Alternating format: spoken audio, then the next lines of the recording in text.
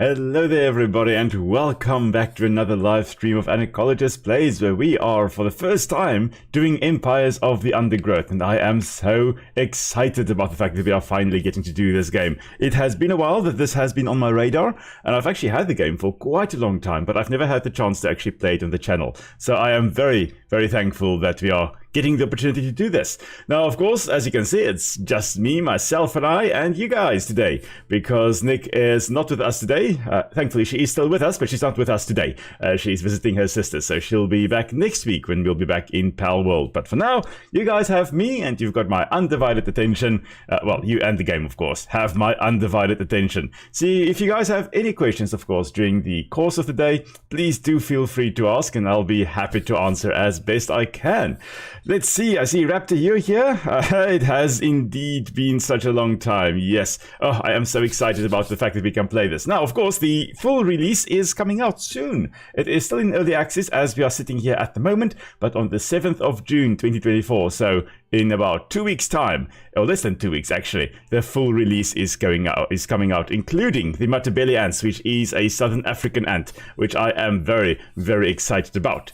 So, if we go into play here, we have got 4 options here. We can play the tutorial, but we're going to skip that one. We're going to jump into the story, which is very, very interesting. We'll be talking about animal ethics and research and all kinds of extra stuff along the way as well. You can also nowadays set up quite a nice custom game, choosing the map, choosing which colonies you are against, all the AI ones. I'm not sure. I think later on you will be able to actually have against other players as well, and you can also have the arcade mode, which includes the battle arena, where you can just have a whole bunch of creatures fighting against one another, which can also be quite a lot of fun.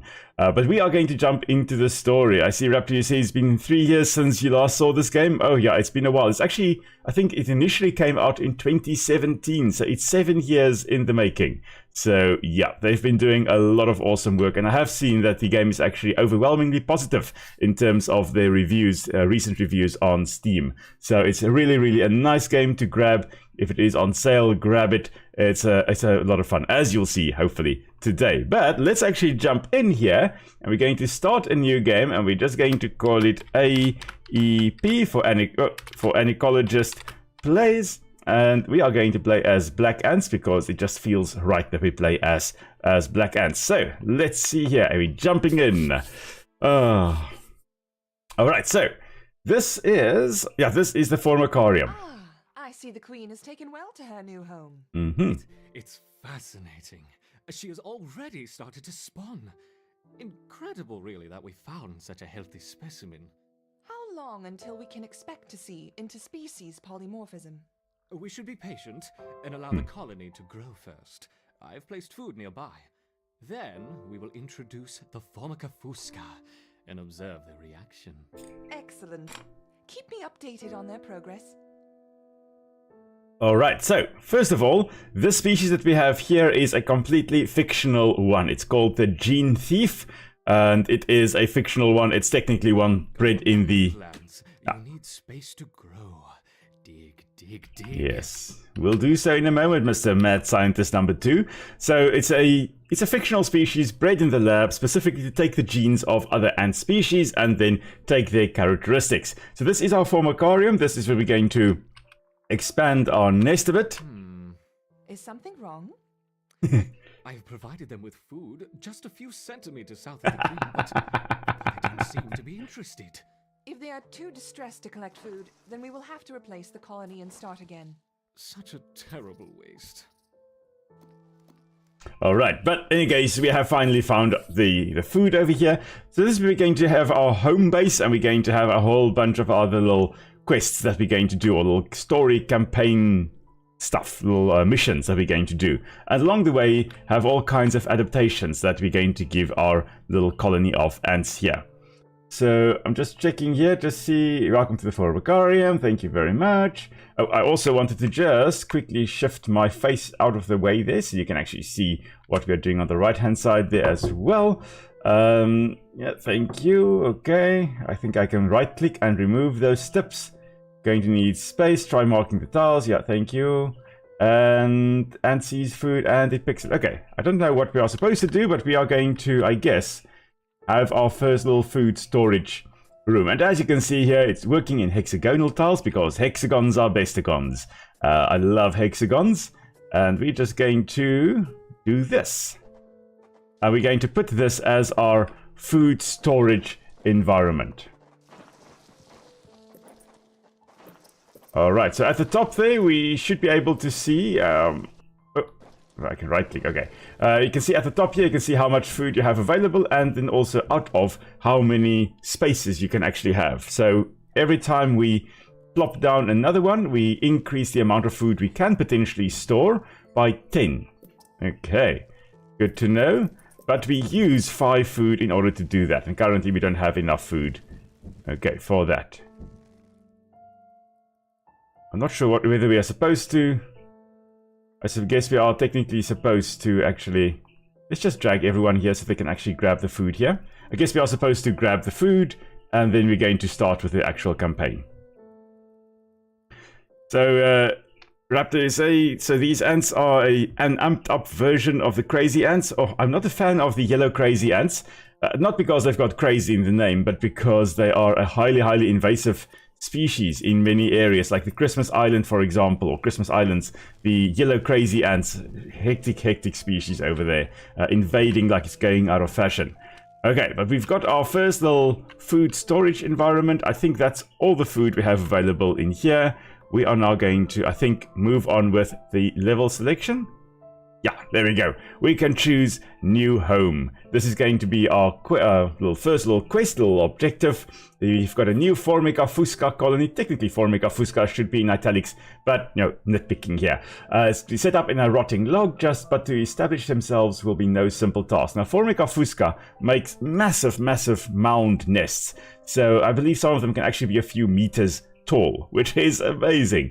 But we are going to be doing this one. It's these ants here, the Formica fusca, also known as the dusky ant, because fusca actually refers to a dusky or a dark brown color. So it refers to the color of these ants. Okay. Let's see, instead of just combining a colony, they just take the units of other species of ants. They do some very interesting things in this game, that's for sure. We're going to be checking as we go along. I think we're going to play on medium. Yeah, we're not going to go on easy, we're going to go on medium difficulty. I don't want to die too much, so we're not going on hard. But here we go, here is our first little colony. And this Formica fusca here we go. queen has set up home beneath a rotting log. She is fat and vulnerable. Her first brood will need to move quickly if the colony is to survive. Their priority now is to find food, and there is plenty around. But there are other hungry creatures down here. The workers will need to be vigilant. Okay, so there are lots and lots of things here. There's lots of food, of course, with the yellow or green question marks, and there are lots of dangerous stuff as well, marked with the red exclamation mark. So we are going to, I think, expand into this area first. That seems the safest. Now, of course, we've got our first little queen over here. The Formica fusca, usually quite a small colony that they will have, only about 200 to 400 workers in the colony, and they are what we call polygynous, meaning they will have many females. And in this case, the queen, there could be about, I think, an average of 3.6 queens per colony. The ants have encountered a pocket of woodworm. These defenseless weevil larvae will make an excellent meal for the colony. Okay, interesting that it's weevil. Carried off for processing. Okay, so normally there's, with some species of ants, you'll have like one queen, and termites, for example, you'll have one queen in the colony. But with these Formica fusca, they can have usually more than one queen, as I said, on average about 3. But in the Formica rufa that we're going to play later on, those are actually the big mound building ones. These will build moderately sized mounds, but the big mound building ones, the Formica rufas, they can have up to 100 queens in a colony, which is that's an interesting number. I mean, that's a hell of a lot, to put it lightly. Okay, again, we're just going to put on food storage. That is important for us, so that we can, anything we harvest, we can plop down there, and then we are just going to dig our way over to these 3 possibly woodworms again, possibly some more weevil larvae. Hey Max, welcome to the stream, glad you could make it. I am absolutely loving this game. It's been so much fun having played it in the past. Haven't played it in a very long time, although I did very briefly brush up on you know, how one plays this, just so that I don't make a complete fool of myself here. But of course, if you guys have any questions, do feel free to pop it in the chat and I will happily answer. Let's see, we're going to plop down some workers because, as I've said, they can have a few hundred workers in a colony like this. Actually, I think let's... Okay, never mind, we've already got that. Okay. I plopped down one too many there. We've got very few food resources there. We've got 7 left, and I think it'll take 2 food to hatch. Okay, so we're going to get 3 workers from this brooding nest chamber. Okay. Now, we've got potential, I think, probably the Devil's Coach beetle over here. We don't want to come and open up this too soon. We can probably open up this little section. Yeah, I think this section and that section. That's going to be good. So it's a nice little bit of strategy involved with the game here. I'm looking forward to seeing, the full release of the game. That is, as I said, is coming out very soon. Now I'm going to put the royal workers, so the ones, the 7 that hatch from the queen space over here, I'm going to have them on their own, and then you can see you can drag the little groups of ants all over the place. So every chamber you can individually move them or lump them together and then give them commands. Basically, I've just told my little queen, or the ones here around the queen, they're just going to dig and do those types of things, whereas the workers that are hatching over here, they are the ones that are in group 1, and I've just told them to come to this spot over here and collect all the food that is over here. I'm planning to complete the whole game, including the new update. Yes, definitely. So I've actually, initially I was going to alternate, from this week on, I'm going to release 2 videos a week again. One will be Green Hell, and I was thinking to do Pal World again, but then again, Nick and I are streaming Pal World every second Sunday in any case. So I was thinking, you know what? Depending on how today goes, I'm going to have the... Okay, as we just dig around to this side again, I'm going to have the Tuesdays will be Green Hell that's being released, and then the Friday video will actually be Empires of the Undergrowth. And this, I think, especially with the game coming out, on the full release coming out now, it's a good time to do this. Now, of course, the ants over here, they are targeting these little weaver larvae over here, very, very quickly dispatching them. Now, these ants actually have got stingers, so they are able to bite and then sting. They will have formic acid they also will be secreting, and that can have a variety of effects. And I found out today that I can smell ants, but apparently a lot of people cannot smell ants. But I know what an ant smells like. I'm able to actually pick up the scent of a squashed ant, for example, or an ant nest quite easily. But apparently only about 20% of people can actually smell ants. I was wondering why on earth are these workers not picking up the food over there, and then I realized, oh, never mind, we're full in terms of our storage. Alrighty. Let's see here. But in return they gain special units of other ants, and they can gain mutations that help them in combat for each unit. I'm looking forward to seeing what we can stuff around with in terms of giving all the workers and the soldiers a variety of attacks and stuff like that. Let's see, I think I'm going to go down in this corridor. Group number 1, please come here. Come and collect some food for us, thank you. So all the ants will automatically attack, and then of course carry the food back to the storage. Oh, never mind, storage is full. What I'm going to do is... Actually, never mind, I'm going to just set out this chamber over here, and we are going to get some soldier ants. Because we've got worker ants, and then we're going to have our proper soldier ants. Now, the soldier ants, of course, a little bit bigger. They are going to be better defended. They're going to be more aggressive. Just better fighters overall. And we'll see them in a moment. So these are the smaller ones. They're probably what we call the Medae, or medium ants, basically. And then you'll have some majors, or sub-majors hatching from here, the bigger ants. And you can see there the pupae, so they start out as little eggs, which then hatch into little larvae, and the larvae then turn into these pupae, and then the pupae hatch, and voila, we've got our soldiers. They're going to be you can see, slightly bigger than the worker ants that we also have here. So we're going to, I think, plop the soldiers with the workers so they can all go together. Now, where are we going to? There are 2 dangerous things there, a whole lot of food. There are 3 dangerous things over here, more food. And 2 down here. I think, you know what, let's bring all the ants over here. And we're probably going to encounter some devil's coach beetles. Come on, little larvae probably. Hopefully not the big devil's coach beetles, because they are going to be... Yeah, there we go, it's the larvae. So these Workers are... have uncovered There we carnivorous go. larvae of Ocypus olens, the devil's coach horse.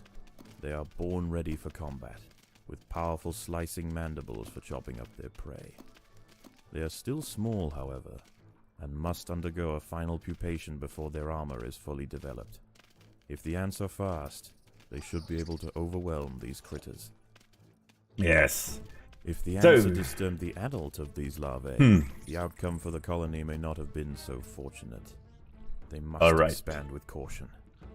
Right, so we've encountered the larvae of the devil's coach horse beetle, and the devil's coach horse, although it is a beetle, the larvae, as you can see here, do not look like the grubs that we encounter in Grounded. Those belong to the scarab family of beetles. This is a different family of beetles. Now what we're going to do here is we're going to upgrade these tiles. And the first central one is going to be the one that we're going to be able to upgrade first. That's going to now store more food. You can see here we've got 6 out of 6, meaning that we can upgrade that as well. We'll be able to then quickly upgrade it so we can store even more food.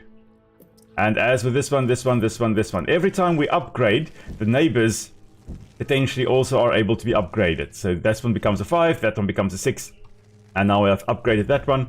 And you can see now we can store 350 food already. We're going to upgrade this one more time, and then we can store 410. So it's really worthwhile. If you want to have a little compact colony, upgrade your tiles so that you can actually store more food, and you can have better or stronger soldiers, stronger workers, all those types of things when you upgrade these tiles over here. But you need to have a hexagon basically having formed.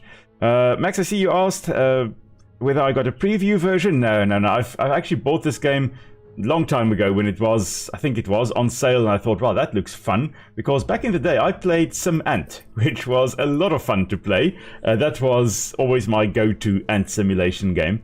And when I saw this game came out, I'm like, oh, this looks like a lot of fun. And so I obviously got it. And every now and again I've been playing a little bit, but yeah, in terms of the new update, I've got to wait like everybody else as well. Right, so we've got the queen, of course, here laying thousands and thousands and thousands of eggs potentially. The little eggs are taken to these little tiles, the brood tiles. They hatch eventually, pupate, or hatch to become larvae. The larvae grow larger, and the larvae turn into pupae, and then of course they hatch, as you can see there. Alright, so now we have a few. We've got 7 soldiers and 7 workers in our squad. They should be quite strong, or strong enough at least to take on some more dangerous critters. Let's actually tunnel through to here. Let's see here. I see, Raptor, you say you remember the upgrades? Yeah, I know they are intruders. We're taking them out, don't worry, Mr. Narrator. But yeah, remember the upgrades of the ranged ants and mages, if you want me to tell you. Well, I think we'll find out as we go along. I know there are some nice ones later on, the rapid fire ones. I always like the rapid fire ones rather than the stronger bombarding ones. But we'll see as we go along, of course, there. Let's see, I think I harvested all the food there. Of course, any ant that we lose, we've got to replace, and that does take food. So we have to keep an eye on our food stocks. But this lump over here should be quite a bit of nice bunch of food. There we go. In the nest. 2 more devil coach horse beetles. Now they don't have, even the adults don't have proper big wings like most beetles will have. Instead they've got short little stubby wings. They can fly, but not very good. I think they're slightly better flyers than I am. So yeah, but we're going to see the adults, I'm sure, later on, and I would not be surprised. Now, I don't think there are any in the nest here. Maybe there, but I don't think so. Okay, now, we have options. I think we're going to just dig. There's nothing safe to the bottom over here. We have got to go through these 2 to get to that bunch over there. So that's what we're going to do. We're going to bring our whole squad up here. Thankfully, all these things that we actually kill, we can also harvest and bring them back to the base, or back to our food tiles to actually store. And there we go. Intruders in the nest. So all of the things we've encountered thus far are insects, but these little guys, the wood lice, are crustaceans. They're more closely related to crabs and stuff like that than they are to ants, of course. It's basically like little land crabs. Why are you guys... no. No, food stocks are not full. Oh yeah, are harvesting. Okay, I was wondering why on earth are they not harvesting it, but it turns out no, they are harvesting it. Great.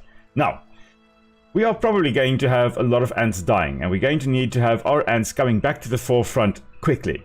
So what we're going to do is we're going to upgrade our tiles here. We're going to make them fast trails, so that any ant that hatches will be able to very quickly run along here. Basically what these ants are doing are they are laying down pheromone trails here. They are clearing this area of debris so that the ants can actually run very nice and quick. And we're going to keep on as we go deeper in. Oh yes, there we go, crustaceans. These wood lice will make a significant addition to the colony's larders, but they are clinging tightly to the ground. It's going to take some effort to dislodge them. What a lot of wood lice will actually do is curl up into a ball if they do feel threatened, because they've got these hard outer platings, or upper platings, so the upper body. And then of course if you roll into a little ball, you've got that covering all around your body. What these ones seem to be doing is actually clamping down onto the surface, so it makes it a little bit more difficult. You've got to pry them off the bark or off the rock or whatever, and then you can actually tear them apart once they are flipped onto their back like these ones are. So as they were safe, but then of course when they were flipped onto their backs they became vulnerable. It's like, I'm trying to think of a good example of another creature you could do that. There were lots of other armored things like glyptodonts, which were these big armadillo creatures from South America from about, was it like 5 to 10 million years ago, more or less. So quite a while back. They were of course very well armored, but if you flipped them on their backs, they were not well armored. So that was a way to at least be able to eat them. Woodlice, we've got a lot of woodlice in our garden, and to some extent they could potentially be considered a pest because, well, they will eat a lot of things. A lot of our food, like our potatoes, will have some holes in them as the woodlice have eaten that, but they are very, very important nutrient cyclers in the environment. They are, to some extent, decomposers. They're there to make sure that the organic matter actually breaks down. And the nutrients that are locked up in these dead plants, for example, actually get cycled back into the environment and becomes available to all the other plants. Now, I think it is time for us to actually upgrade our soldiers. So, here we go. It does take a bit of resources, 50 food every time to upgrade one of these, but we are going to have them nice and strong and ready to take on whatever is waiting up here. We're going for quality, not just quantity. Okay, I'm going to upgrade this one. Every time you upgrade them, they become slightly larger. And now there's going to be a massive, or relatively massive one hatching from over here. Alright, I think they're all ready. Already just waiting for the signal. Now, we want to now go and take on these 4. You know what? I think I should. I've got some nice upgraded soldiers. I think we can do this. So what we're going to do is have this. There we go. Make a nice little tunnel to over here. And if this is opened up, we could potentially include a nest chamber over here as well. Come on, guys. There's... Aha. Now, what I want to see is when one dies here, one of the soldiers die. There we go. We've got a bigger soldier that has hatched from over there. And another bigger one over there. Of course, they are going to be nice and strong. Okay, there we go. Taken them all out. That was not too difficult. Just checking because we have to eliminate all nearby creatures. Everything in this stump that we have, what we're calling home, we will have to kill, exterminate. Maybe I should actually have a few more workers as well. We're going to expand this worker brood site as well. Brood chamber, and then our soldier brood chamber also being expanded. So let's first make a few more workers. There we go, coming along nicely. A lot of them are going to hatch as well. Okay, now, is everybody here? Come on, ants. I think everybody's here. Let's open up this area. Oh, lots of wood lice. Future victims. I quite like roly-polies or woodlice like these little guys. Despite them eating my beetroot and my carrots and my potatoes, they're very, very cool creatures. Okay. Yeah, I was just about to say, I hear popping sounds, so a lot of ant eggs are hatching over there. Now, of course, we're getting a lot of food, so we should be able to put down some more soldiers over here, and then we're going to go full on the, on the front foot. Yeah, we're going to go on the offense, that's the word. We're going to go on the offense. We're going to exterminate as many things as we possibly can. Well, we're going to exterminate everything. Let's see, I think I can actually, just before we do all that, upgrade the railway system or the road network over here, the path. There we go. Of course, as ants are walking, they are laying down pheromone trails so that other ants can follow them. And that's technically, I think, what also are all along here. Lots of pheromones to tell the ants where to go, which means they can move nice and quick. We're going to basically open up Pandora's box over here. Lots and lots of things there. I think let's open it up. Rip off the bandage. Or the band-aid. There we go. Intruders in the nest. Lots and lots of intruders. But they should all die very, very quickly, I think. The music, so dramatic. Where are my ants? Come on, ants. There we go. There we go. Follow that trail. Oh, all these ones are dead. Okay. May not have been the best decision to go and kill or, die over there. But we at least have, as you can see at the top there, a lot of food available. So we... Oh, there we go. That was fine. And now, of course, following the trail to carry all the food back to the food chamber over here. Actually, I think... No, I haven't actually dug out this area to increase it in size. I can increase that. Yeah, and then I think let's put more soldiers down, shall we?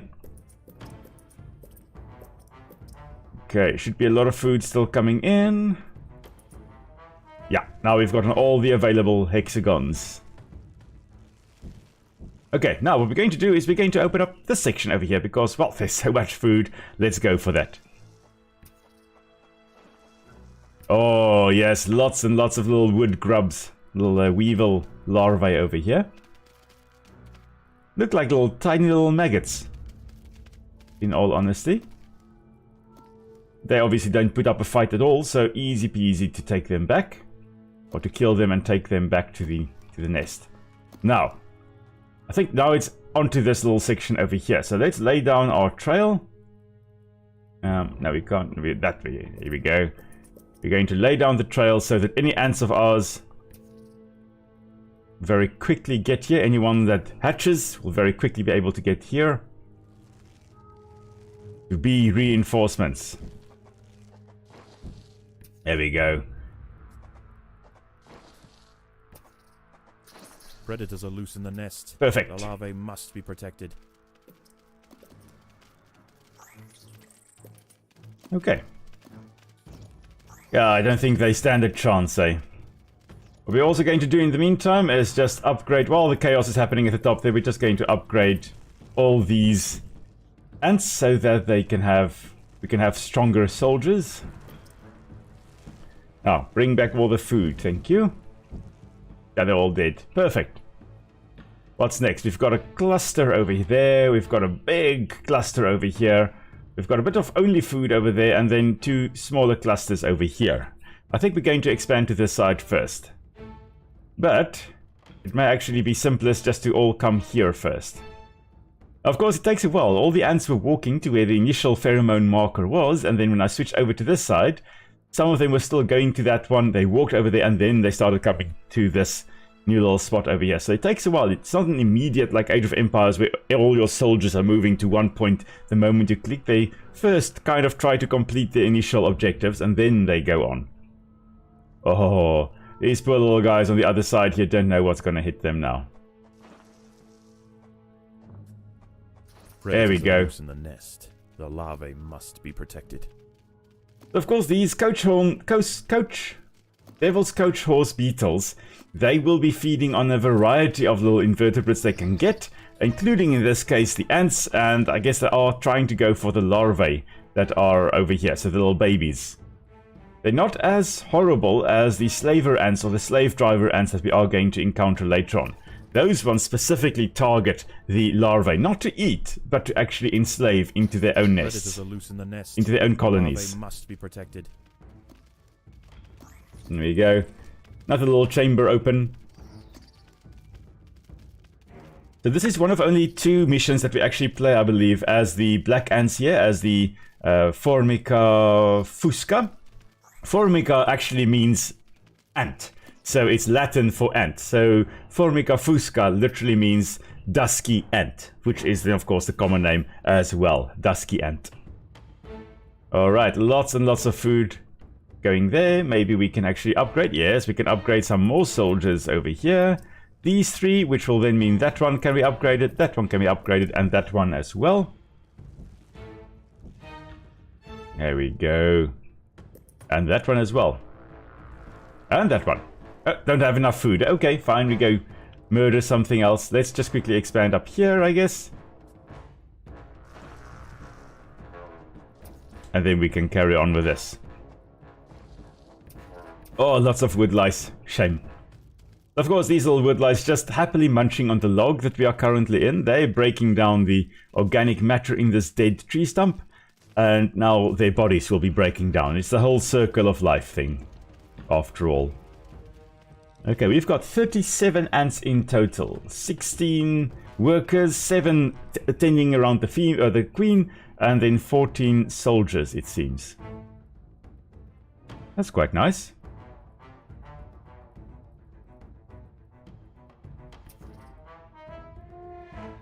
Come on, little guys, harvest the food quickly so we can carry on and exterminate this big cluster over here, and then that big cluster, and then that's the end of the first mission. Okay, I guess that is everyone, so as soon as you guys are done, come to this little marker over here. Oh, just going to wait to see. Come on, everybody. Okay, I've got enough food to upgrade that tile over there. You know what, we're going to upgrade the workers as well, because we've got enough food to actually do that. Now, our normal workers will not be involved here. It's just going to be the workers that are here around the queen. They're not part of this grouping over here. There we go. In the nest. Oh, okay. It's a little subsection that we are attacking here. Okay, well that's cool. Some soldiers hatching. Okay, that was the end of that. Great stuff. Now, as we get more food, a lot of the ones that died, they're going to be replaced, so the food will probably drop again. Doesn't seem that we lost a lot there, so that's actually quite good. Let's just upgrade some of the workers, make them stronger. And then, let's break through, shall we? Predators are loose in the Oh, nest. you see, they are the adults. Larvae must be protected. And look. Okay, so if we... Stumbled into the path of a fully developed devil's coat. there we go, okay. If we go into photo mode, right? And we just go down a little bit. I want to just quickly have you look at... Oh, it's a little bit difficult to actually point out. I can't zoom in, I think. But there are these 2 little white dots over there on the adult devil's coach horse beetle. Those are odor glands. They secrete a foul-smelling compound that actually confuses ants and other predators. So that's the chemical defense that they are using. And you can see this gas cloud over here. Well, that is from this one, or these 2 actually, secreting that. And the idea is that they are getting the ants to be, well, they're disorientating the ants so that they can actually kill them. But at the same time, you also see they actually raise their tail, their abdomen up, not their tail, their abdomen over their body, and they open their jaws. They're kind of mimicking a scorpion, because scorpions, of course, characterized by that tail that curls over, and then the 2 little pedipalps for those little pincers in the front. Well, the Devil's Coach Horse beetle over here is trying to mimic that to some extent. You can also see teeny tiny little wings up here. As I've said, they can fly, but really very poor flyers. Coach Horse beetle. and it's hungry for breakfast. The beetle is almost 4 times the size of a black There we go. and protected The compounds. by thick plates of external armor. Whilst it bites at the tiny defenders, it sprays foul-smelling secretions from the end of its raised abdomen, disorientating the ants. The colony is starving. There is not enough food to feed the brood. I may have made a slight mistake there. With the ones that we hatched, we ran out of food. And we have 2 Devil's Coach Horse beetles still alive here. And we have run out of food. We cannot replace them at all. And unfortunately, I think this is the end of this little colony. Well, that sucks. Yeah, that was a bad decision. That was really, really poor planning on my side. I made all these strong ants and then did not have enough food to actually have them survive. So, I guess our little babies here are going to die. And I don't think our queen actually has Imminent danger. any special defenses yet. So her... yeah, no, her health is going to drop. She's going to die. And that is going to be the end of our mission here. So now at least we know, don't rush over to this chamber at the top here, because there are a lot of... well, there are 2 big creatures over here. 2 massive Devil's Coach Horse beetles over here. Queen is in imminent danger. Okay. I guess that means... I think we have to restart this one. Yeah, there we go. Unfortunately, the queen is Queen dead. has fallen. Her body will be dissected and her untended brood pillaged. Most young ant colonies will end this way. Just another meal for the creatures of the undergrowth. Okay. So it is, of course, important to talk about the fact that, you know, what happens when the queen dies, and here we are. So it's the defeat for the Formica fusca.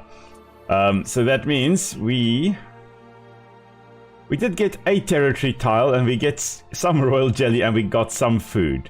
But we're going to try that one again, I think. Well, we do have the Formicarium. We're just going to open this up so we can get to the surface. Okay, so interesting that we do get stuff, even if we fail in our objective. Okay. Well, that did not go according to plan. Let's see here. I don't think... now we've got 2 royal jelly, not enough to unlock anything. We're just going to open up that and... oh wow, there are the few little foods lying at the top here. Wow. But that means we're going to retry that mission, and we're going to not be stupid when it comes to that. So, you know, we win some, you lose some. And that's on medium difficulty. So it's all about decisions and learning from your mistakes. So we're still going to go on medium difficulty. We're going to get this. We're not going to die too much. So, first things first again. We're going to open this up. The Fusca queen has set up home beneath a rotting log. She is fat and vulnerable. Her first brood will need to move quickly if the colony is to survive. Their priority now is to find food, and there is plenty around. But there are other hungry creatures down here. The workers will need to be vigilant. She's particularly vulnerable when I make mistakes and actually end in her death. So let's try to not have that happen again. Can't believe I didn't even make the first mission without dying. The ants have encountered a pocket of woodworm. Yes. These defenseless weevil larvae will make an excellent meal for the colony. They will be butchered and carried off for processing. Okay, so we're just, again, expanding, making little side pockets, little brood chambers. I think the idea is that you initially start, and then where you encounter these little food pockets, you actually build your new little chambers. We are going to just expand our food stores here slightly.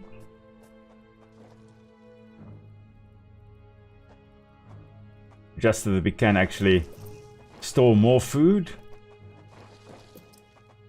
That, of course, is the useful bit of having food stored away. And I was talking to Nick earlier about the the fable of the grasshopper and the ant, with the grasshopper frolicking around in summer when it's nice and sunny. And it's like, why on earth is the ant working so hard? Why is he not enjoying the sun? And then the winter comes along and the grasshopper starves to death because the ant refuses to share the hard-earned food with the lazy grasshopper. And of course, ants are, constantly gathering food and storing food so that when the lean times come, they have got food stored away so that they can easily survive. I think we're going to, this time around, go just for a few workers. We're not going to expand the workers too much. We are, however, going to put a lot of soldiers into this new attempt. Okay, let's head down to this food over here. Make a new little chamber down here.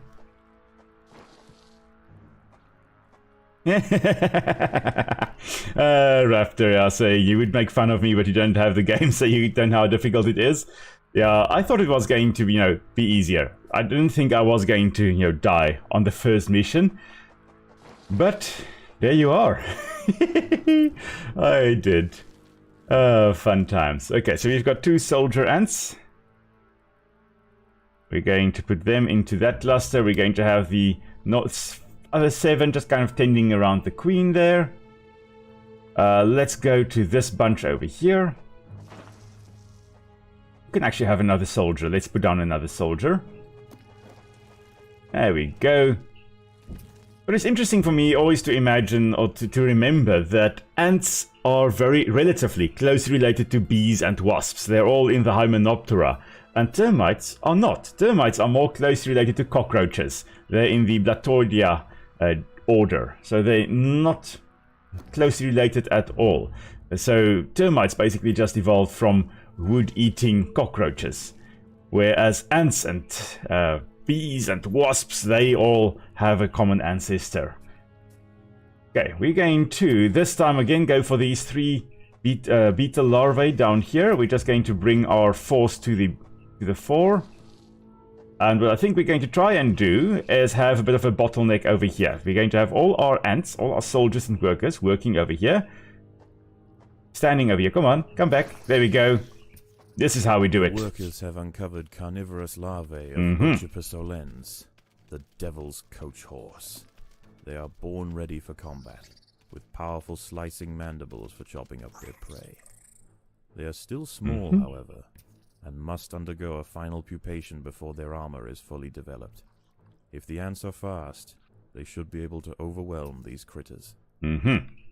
And we were fast enough there. If the ants had disturbed the adult of these larvae, the outcome for the colony may not have been so fortunate. Yes. They must expand with caution. We can testify that if we find an adult, it's not fortuitous at all. We're just going to bring all our ants again to the fore here. Actually, we can increase the number of soldiers we have. I think let's put 3 down. And then we're going to have them all clustered together here, and then we're going to just break through to this little section down here. There we go. In the nest, the larvae must be protected.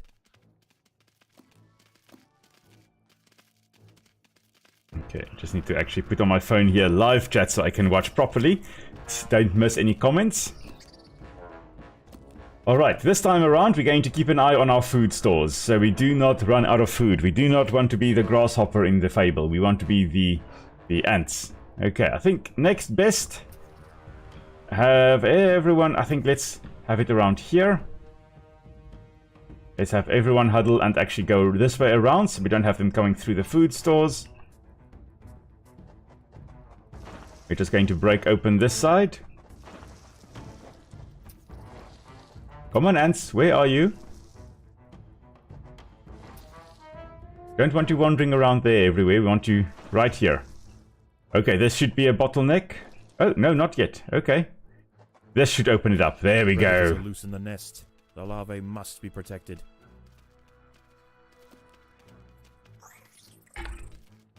This time around, we're leaving...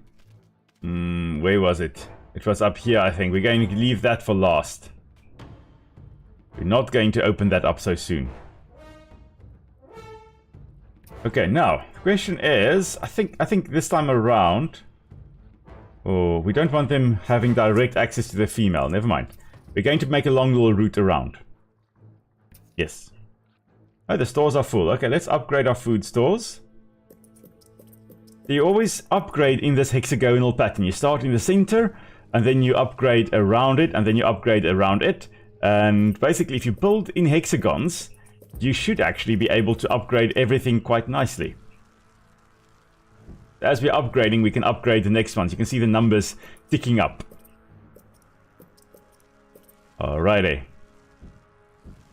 So, yeah, we can store a lot of food. 3, 4... And then we should be able to upgrade that. No, not that one yet. Okay. That one though, that one though. Yeah, I think that is it. Okay, so all the ones we could upgrade, we upgraded. We can store 1,600 food. Wow, that is awesome. Okay, we're going to make a little route along here. And then we're going to expand our soldier brood chamber over here. As soon as we have taken out these ones. Actually, you know what? I think we're going to put 2 more in. We're going for quantity at the moment, not quality. We want as many as possible. There we go.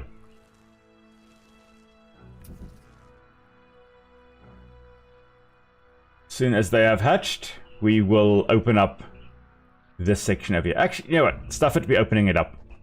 I'm impatient. Normally, I am a very, very patient person, but currently, I am impatient. There we go. In the nest. Open it up. I think we should be able to overpower these 4. 1 is dead already. 3 left. 2 left.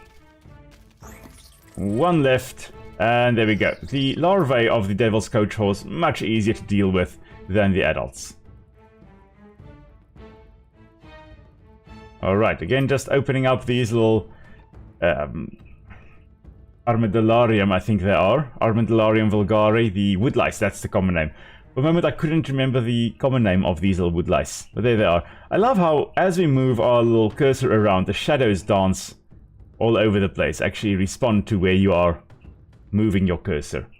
Many, many fun things in this game. Okay, I think these are woodlice up here that we're also going to harvest. Going to massacre them.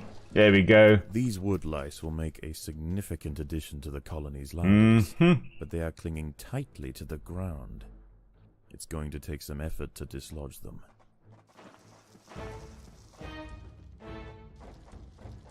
Okay. Just going to plop down a few more soldiers. Now food should be coming in quite soon, as they have killed all these woodlice here. They're going to carry bits down again. And that's going to restock our larders so that the soldiers over here can hatch before we take on the next bunch of things. Actually, I think we're going to break through to this side. Yeah, that's what we're going to do. Okay, perfect. We've got enough to put 2 more down. You know what? We're going to start excavating so long. Increase the soldier force. Bringing out the army. Okay. It's not everyone done, but it's most of them done. We're going to start excavating here. Okay, yeah, all the woodlice now have been harvested. We're just going to excavate the next bunch of woodlice. Take them all out. We're constantly just keeping on moving here. I think we can plop down another soldier. Yeah, that's what we're going to do. We're going to go for quantity. Alright, now. I would like there to only be 1 trail leading up. So we don't have 2 routes that any big creatures like those devil coach horse beetles, for example, can actually follow. I want them to come one way and then along the way encounter all my ants, killing them. So what we're going to do is we're going to try and have the ants move faster by plopping down the trails. And with this, you can actually more or less see where the ants are running in any case, and you can just plop down the increased speed tile there where they are running. Okay. That should be it. Perfect. Actually, I want the soldiers to also be able to... It doesn't really matter. They can run fast enough. Yeah, I'm going to plop down a few soldier tiles. Yeah, actually, I think I can. Plop down 3 more soldier tiles. That should be good. Okay, now, we've got 2 things down here that we are going to get rid of. Nice and easy. Hopefully. Yeah, there we go. In the nest. Yeah. These guys don't stand a chance. Like, come on, overwhelming numbers over here. And the thing is that those adults of the Devil's Coach Horse beetles, the thing that really that caused my colony's collapse there was the fact that the adults will have that spray that they give out that disorientates your ants. So they get a few extra bites in that your ants are defenseless. They can't do anything. So that's what kind of then resulted in that, and stupidity on my side, being overeager beaver, that resulted in my colony collapsing basically there. Predators are loose in the nest. The larvae must be protected. Now, we know we can break through to this bunch over here, but should not break through. You can see those big exclamation marks there. Yeah, that means they are big things there. There are 2 adults over there. Let's see. There are no adults over here. No adult Devil's Coach horses here either. Okay, so we should be fine as long as we do not break through to this yet. We can later, but not yet. Okay, yeah, I think let's break through to this bunch over here. Come on, guys, we are breaking through. There are intruders in the nest. More food. More food for Will's colony. Oh, yes. And I hear the sounds as more of my ants hatch as ones die over here. The workers are hatching over here. You can see the little ones that are tending to the queen. They are taking eggs, and they are replacing the eggs that, you know, of the ants that died. This year, one comes again, brings down an egg. Oh, yeah, there is a little egg. That little egg is now going to slowly but surely grow, become an adult, pupate, and then be ready to replace any other ones that die. I think we have one. Yeah, we have one that battle over there. Perfect. Now, time to go take on the woodlice up here, because that's going to be nice and easy. Go for the easy things first. Now, we do need more soldiers. Always. There's one thing I learned in the previous one. It's if you think you've got enough soldiers, make more. Because you do not have enough yet. Okay, I can excavate that as well. Have a real big... Oh, I did not have enough food. Okay, no worries. We'll have enough in a moment. As they are harvesting all the woodlice. Okay, perfect. Let's... I wonder which route they are traveling. The colony is starving. Oh, okay. There's not enough food to feed the new brood. Apparently... Oh, they're walking along here. Okay. So we'll have to put the speed tiles along here, because most of them are walking along this trail. You can see here, they're all following the shortest route. Ants are very, very good at finding the shortest route possible between points A and B. I'm going to just put it down there like that. Okay. Nice little trail for them to actually run up here nice and fast. Now, we do need you guys to come here first. Actually, what I'm going to do is I'm just going to tell my workers, I'm going to put them in squad 2, and squad 2 are going to come over here.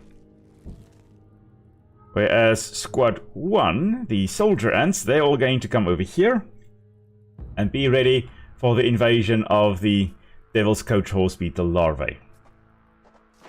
Just going to open up a nice little fighting area. And then hopefully they're going to come along here. Hopefully this opens it up. There we go. Loose in the nest. The larvae must be protected. Because if we can kind of funnel them like that, the numbers don't mean as much. They can't go around and attack us from all sides. They're kind of forced into that little hexagon right there.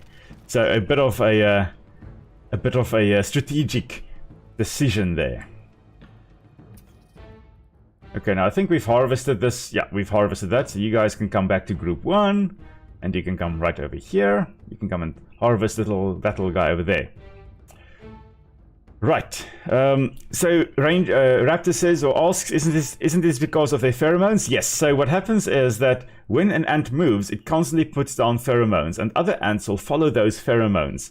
And then occasionally what happens is the one will, for example, have to step around a little obstacle, a little twig or a little rock or something along those lines. And it puts a little pheromone down. And eventually it may kind of loop around, and then it picks up this scent, this pheromone scent, and puts down more pheromones, and others join him, and they all kind of start spiraling, and they potentially spiral straight to the center, and they have this form, or they call it an ant death spiral, which happens where all these ants are just milling about in a circle, kind of tightening the spiral. You've got this clump of ants in the center of that death spiral, and what can happen is those ants can then die due to exhaustion. They kind of just exhaust themselves and die in the process. But what very often happens is they kind of speed up to some extent that some of them actually get flung out of that spiral, and they then lay down a new pheromone track, and everybody follows that. But pheromones, it's a gift, and it can also be a curse to some extent, because it makes them very efficient, but at the same time you could also, there we go, you could also have that death spiral happening. Okay, so we've got to keep our numbers up. Unfortunately, we are losing quite a lot of soldiers. We've got 27 soldiers. I don't think that's enough. I think we need another chamber of soldiers. And I think we'll need it closer. I think what we're going to do is we're going to make a chamber over here. Yeah, we're going to have it like this. Connect it there, connect it there.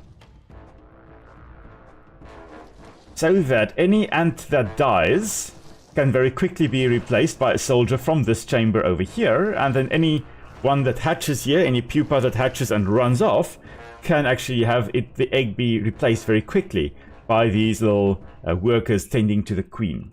So that's the idea. Let's see whether that works though. Okay, I think let's have it like that. 157 in the reserve. And let's start digging over through to these woodlice, because I think this is the second last batch of food that we can get. This is the last proper batch of food that's not guarded by death over there. Okay, everybody ready here? Yes, looks like it. Yes, so Raptor, you're also correct there. As they are exploring, they will release pheromones. The slaver ants, which we'll look at, I think, later on this evening as we carry on with the missions here. The slave driver ants, what will happen is one ant, or a bunch of ants, are actually scouting for colonies that they can go and raid. And if they find one, they run back to the colony and they do a dance, similar to how bees will do a dance to say where food is. And they release a certain pheromone at the same time, enticing the other ants to follow them on a raid on those ants that they will then kind of enslave the offspring of. And we'll talk about that when we encounter the slaver ants later on in the game. But yeah, they do release the pheromones, and then others know, okay, follow Johnny over there because Johnny knows where the food is. There we go. Intruders in the nest. Okay, we've got enough food reserves to actually expand this, I think. Yeah, there we go, like that. And at the same time then still replace any ones that we lose. Okay, now I think we have got everything we possibly need. Yeah, I think all the food we could get we have now gotten. This now means there's still a little bit over here. Come on, little worker, you can get that. There we go. Well done, well done. We're going to come over here and break through to the second last little chamber over here. And But anyway, back to the pheromones. Most ants will have these special trails that they follow. And you can see, whenever you see an ant walking in the trail or ants walking in a trail like this, you know that they're following the pheromones of the one before them. But some ants don't do that because they are maybe in very small colonies. They may be foraging singly and bringing some food back to the nest. They don't then release the pheromones to tell other ants to follow them. We here in South Africa, here where I am, the southern part of South Africa at least, I know we have them. I think to the northern part of South Africa you'll also have them. They are big ants, about that size. Very, very chilled ants. Like, I'll put a short out sometime of those little ants there. They're called the ringbum millipede muncher, which is such a fun word to say. But those ants, they live in colonies of about 40 or 50. Small little colonies. So not a lot of them together, and they don't follow trails. You'll find one walking at a time. Intruders in the nest. Here we go. Okay, so now we are facing the end. Hopefully not the end of our colony. There we go. We've basically gathered all the food we possibly could.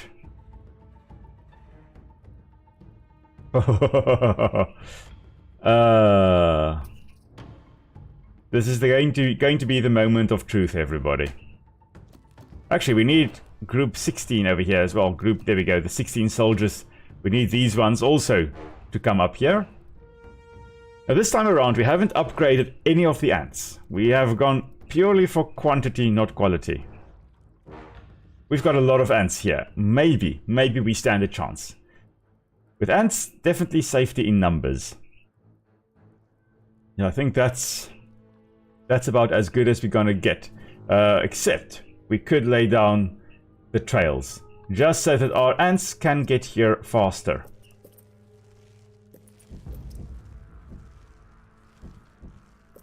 Like, no, just up to here. Okay. Right, so they've got a zooming along there, and this is it, people. Moment of truth. Let's open it up. And here come the adult devil coach horse beetles.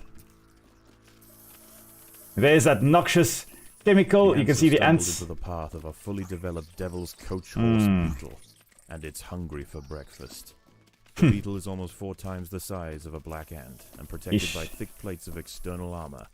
Whilst it bites at the tiny defenders, it sprays foul-smelling secretions from the end of its raised abdomen. Come back, come back, come back. We have got safety in numbers. We don't have safety if you are just running around over there. Come back here. We're going to gather everyone together in this chamber over here. And the big coach horse beetles should be coming along here. And when they do, they are going to stumble into all our attacking soldier ants right over here. Come on, take them out. You can do this, little ants. I believe in you. There we go. One is down. Devil's coach horses. 2 are dead. Yes. To support dozens of new brood. This Formica fusca colony has now established itself as a rising power in the undergrowth. Soon their territory will need to expand above ground, where new challenges await. For the time being, however, the Queen is safe. Alrighty. There we go. So we have just gotten the achievement quantity, not quality. Because we have literally gone for quantity, not quality. Okay, so now we have to choose. We can get extra territory, meaning that we can excavate in our Formicarium. We can actually excavate more little chambers, or we can choose extra food, which means that we'll be able to potentially hatch more ants for the challenge that is going to come at some point, or we can get extra royal jelly, which means that we get more royal jelly, which we can use for the genetics, for the mutations that our ants get. I think royal jelly is a good one to go for. You can see normally we'll get 51 royal jelly, but with extra royal jelly we get 71. The extra food gives us about 700 or 650 extra food. That's not bad.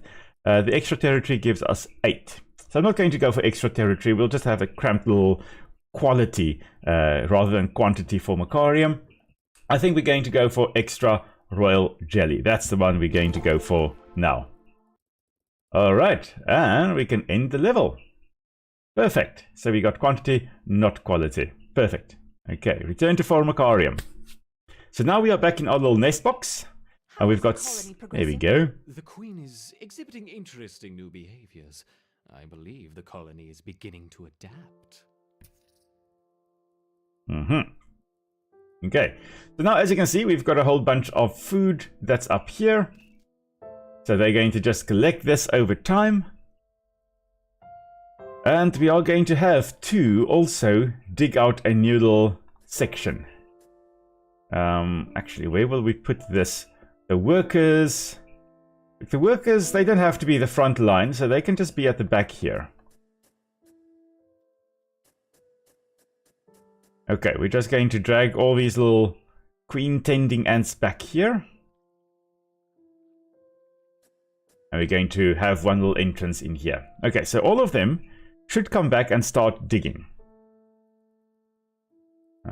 But we can also upgrade our food stores a bit so we can actually store more food. That may actually be a good option.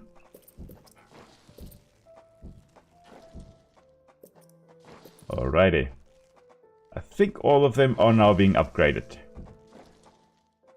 And then here, we are going to put down some workers. You can see here, it says it is Formica ereptor. Formica ereptor, that is the made up, the fictional species of Formica ants that we have here. And we are going to put down these 7 ants to start with. And they should now be put in number 1. Perfect. We will soon have a thriving colony. Yay! Yes, we will have a very, very much thriving colony. Now, at the top here, we can see that we have got 14 ants potentially. We've got 7 of them thus far, or 17 workers at least. 7 of the 14 workers, and we've got 0 soldiers we can have, and no soldiers yet. Now, we are going to get the soldiers, I think, a little bit later on. Let's just have a look here at genetics. So we've got the black ant Malay attacking Formica fusca, gains attack speed at level 3. So we can, of course, upgrade them. Cannot acquire this upgrade until you have all lower level. Okay, yeah. If you must acquire this species. Okay, we haven't gotten black ant yet. The Formica fusca, gene thief worker. These are the ones that we have thus far. We can. I'm not sure. I want the. We're going to have Formica rufa in the next 2 challenges. Leaf cutters we'll hopefully get to this evening. And then fire ants we'll also get to, I think, another time. Let's go for black ant. Oh, you need 75 royal jelly. Will you look at that? So we can't have that one yet. Fine. Then we won't have that yet. But we are going to put on more soldiers because we've got enough food to do that. And as the eggs hatch, they will now also go and collect food. So with this, there is the snowball effect. You start slowly, and then as you have more, you can build more. You can have more ants. And then as you have more ants, you can do more, and you can do more, and it just becomes faster and faster, which I absolutely love. And hello there, President. Welcome to the stream. Glad you also are here. Well, initially, I died on the first mission, and then I came back and kicked the Devil's Coach Horse beetles, the adults. I kicked their butt. So, yeah, died once, still alive though. With the second attempt, we thankfully made that. So I'm just currently expanding our Formicarium over here. We've got food stores, which are kind of empty, but we can store a lot of food there. We've got our worker chamber, workers hatching over here. And we are just about ready, I think, to actually go on to the second quest, or second story mission. Okay, so let's see how many tiles we can excavate. 100 tiles, and we've only excavated 26 thus far. Okay, clearly they want us to have many, many workers. So let's just build another chamber. Oh, okay, never mind. There we go.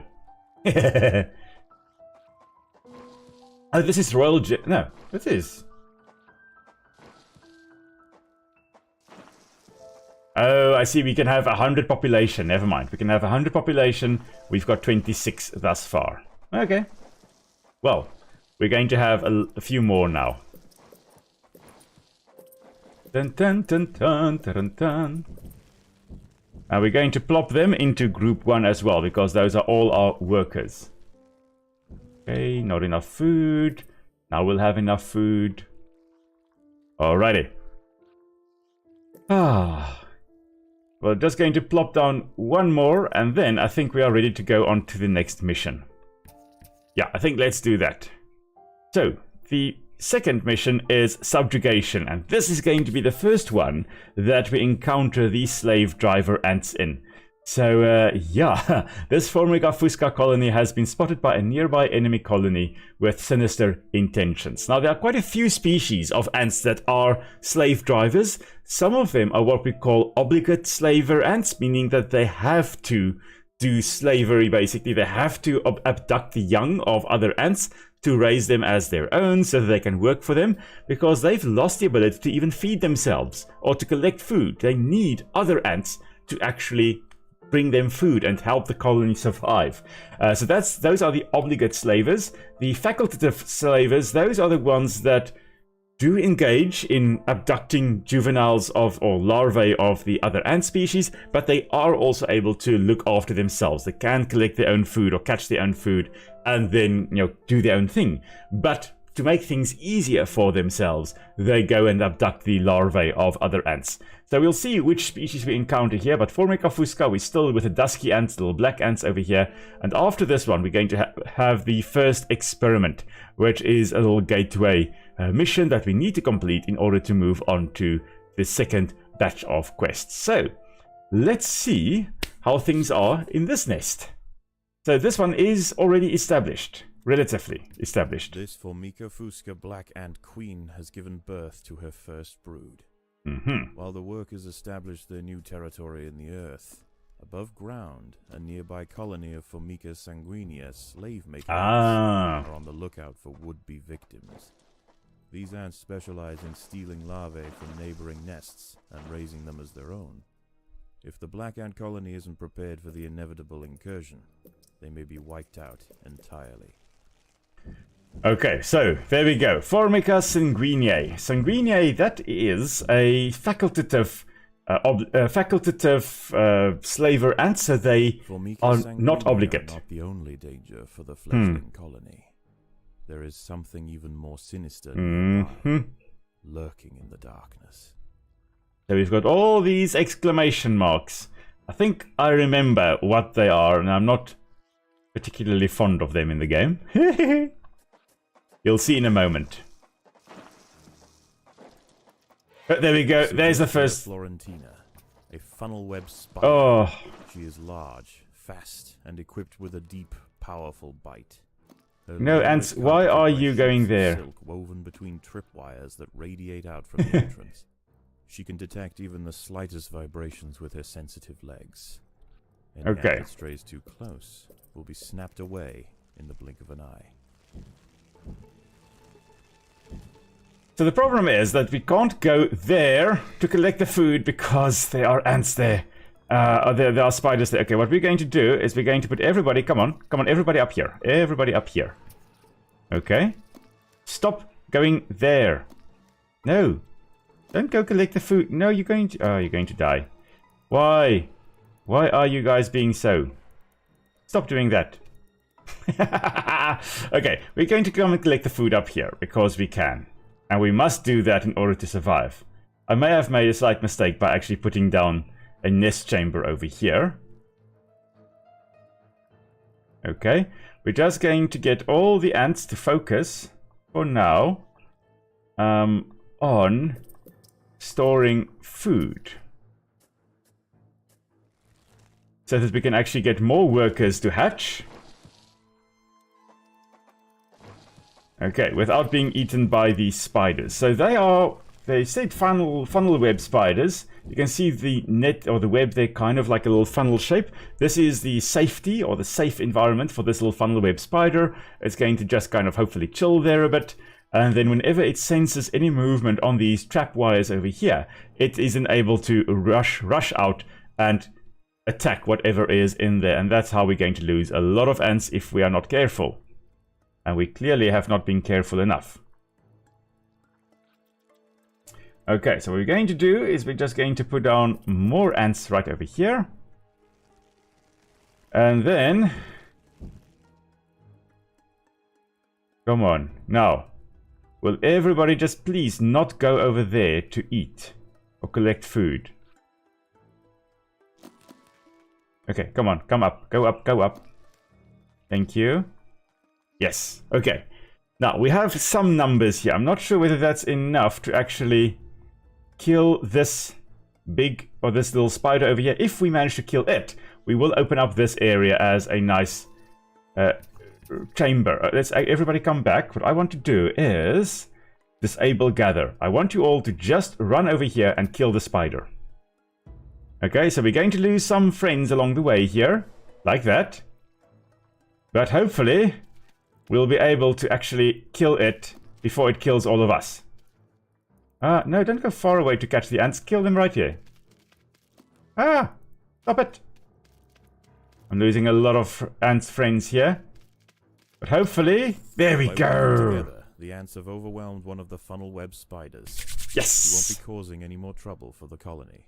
Okay. Their sisters, however, still present a problem.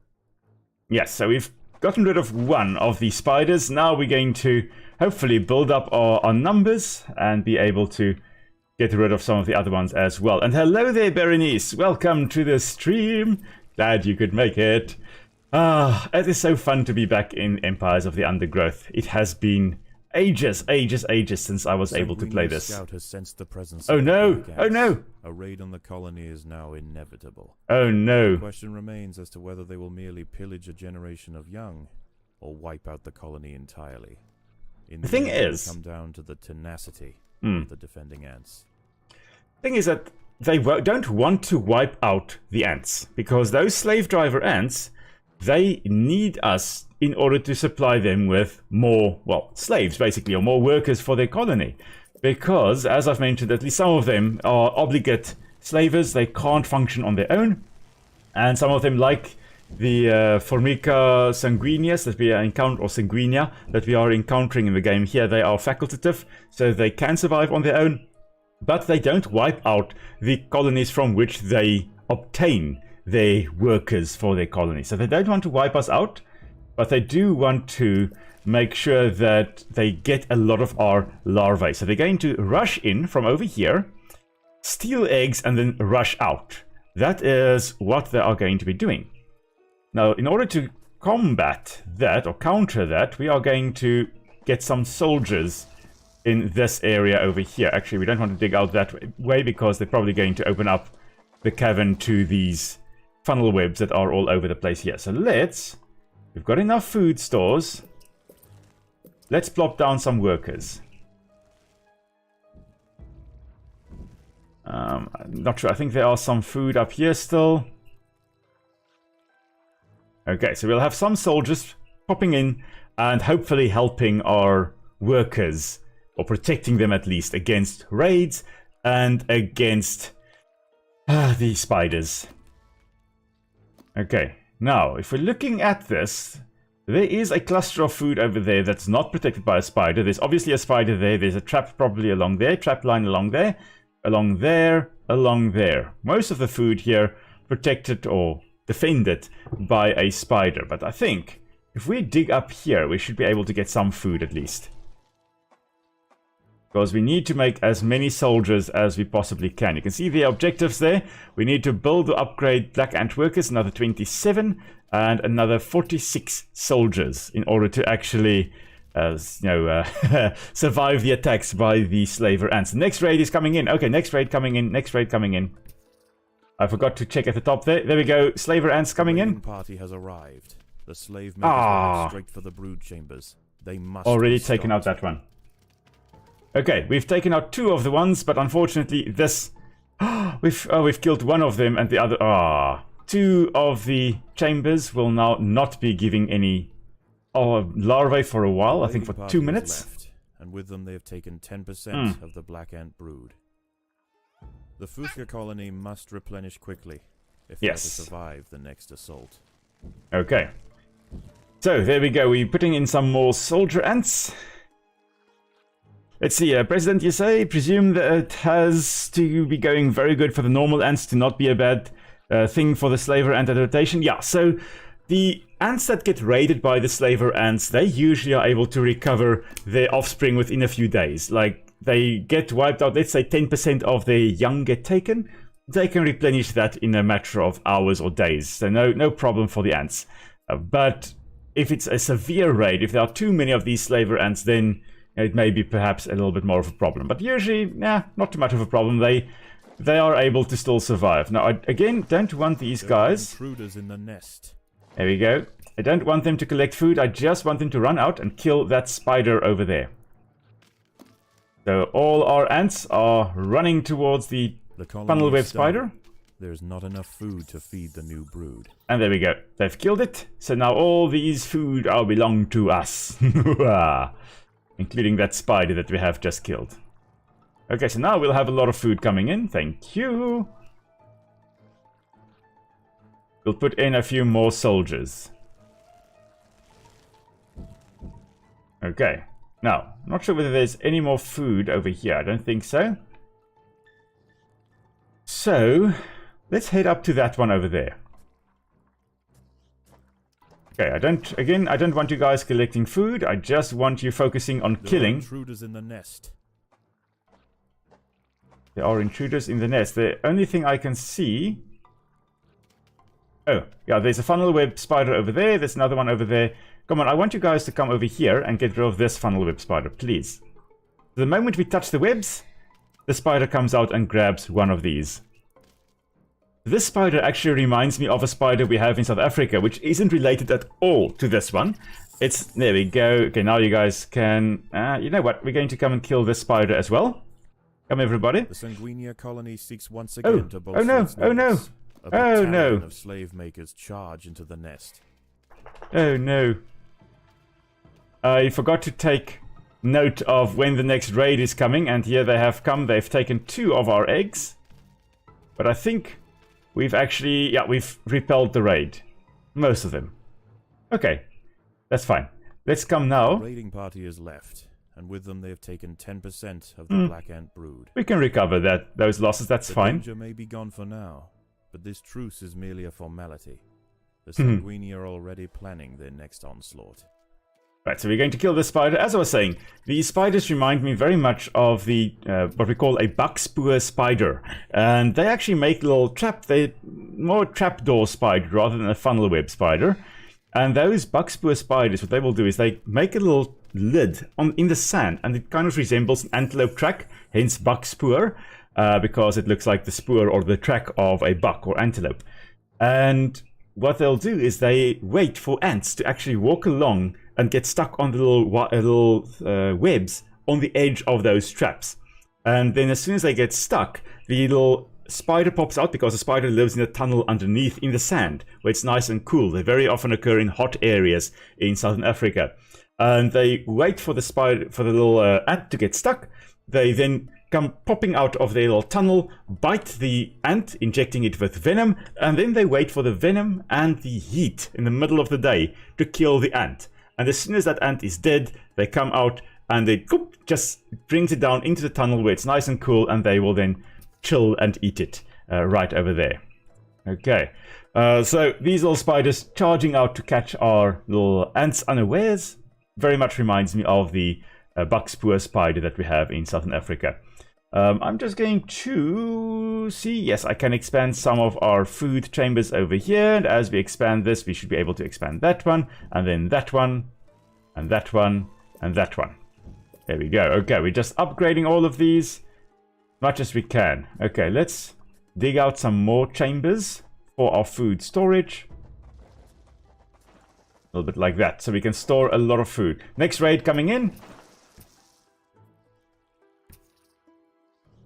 We want you guys all on the front lines here. Come on, guys. Come on. Oh no, they're everywhere except where they need to be. Oh. Again to bolster its numbers. A battalion of slave makers charged. Oh, into the man. nest. They just... Yeah. Oh well, some of them have died, but they have taken 3 eggs. Actually, they took one from here as well, but I don't think those count. So they took 3 ant eggs. Okay, okay, that's alright. The raiding party is left. And with them, they have taken 10% of the black ant brood. Could be Queen worse. must lay quickly to return the colony to its former strength. Could have been 20% or 50%. Okay, now we need to bring in more ants. And I think let's expand over here, bring in some more workers first of all. And then we'll expand and bring in more soldiers as well. I think let's start digging this out. Thing is, this may actually be a dangerous spot. There may be a few funnel web spiders over here. But we'll see.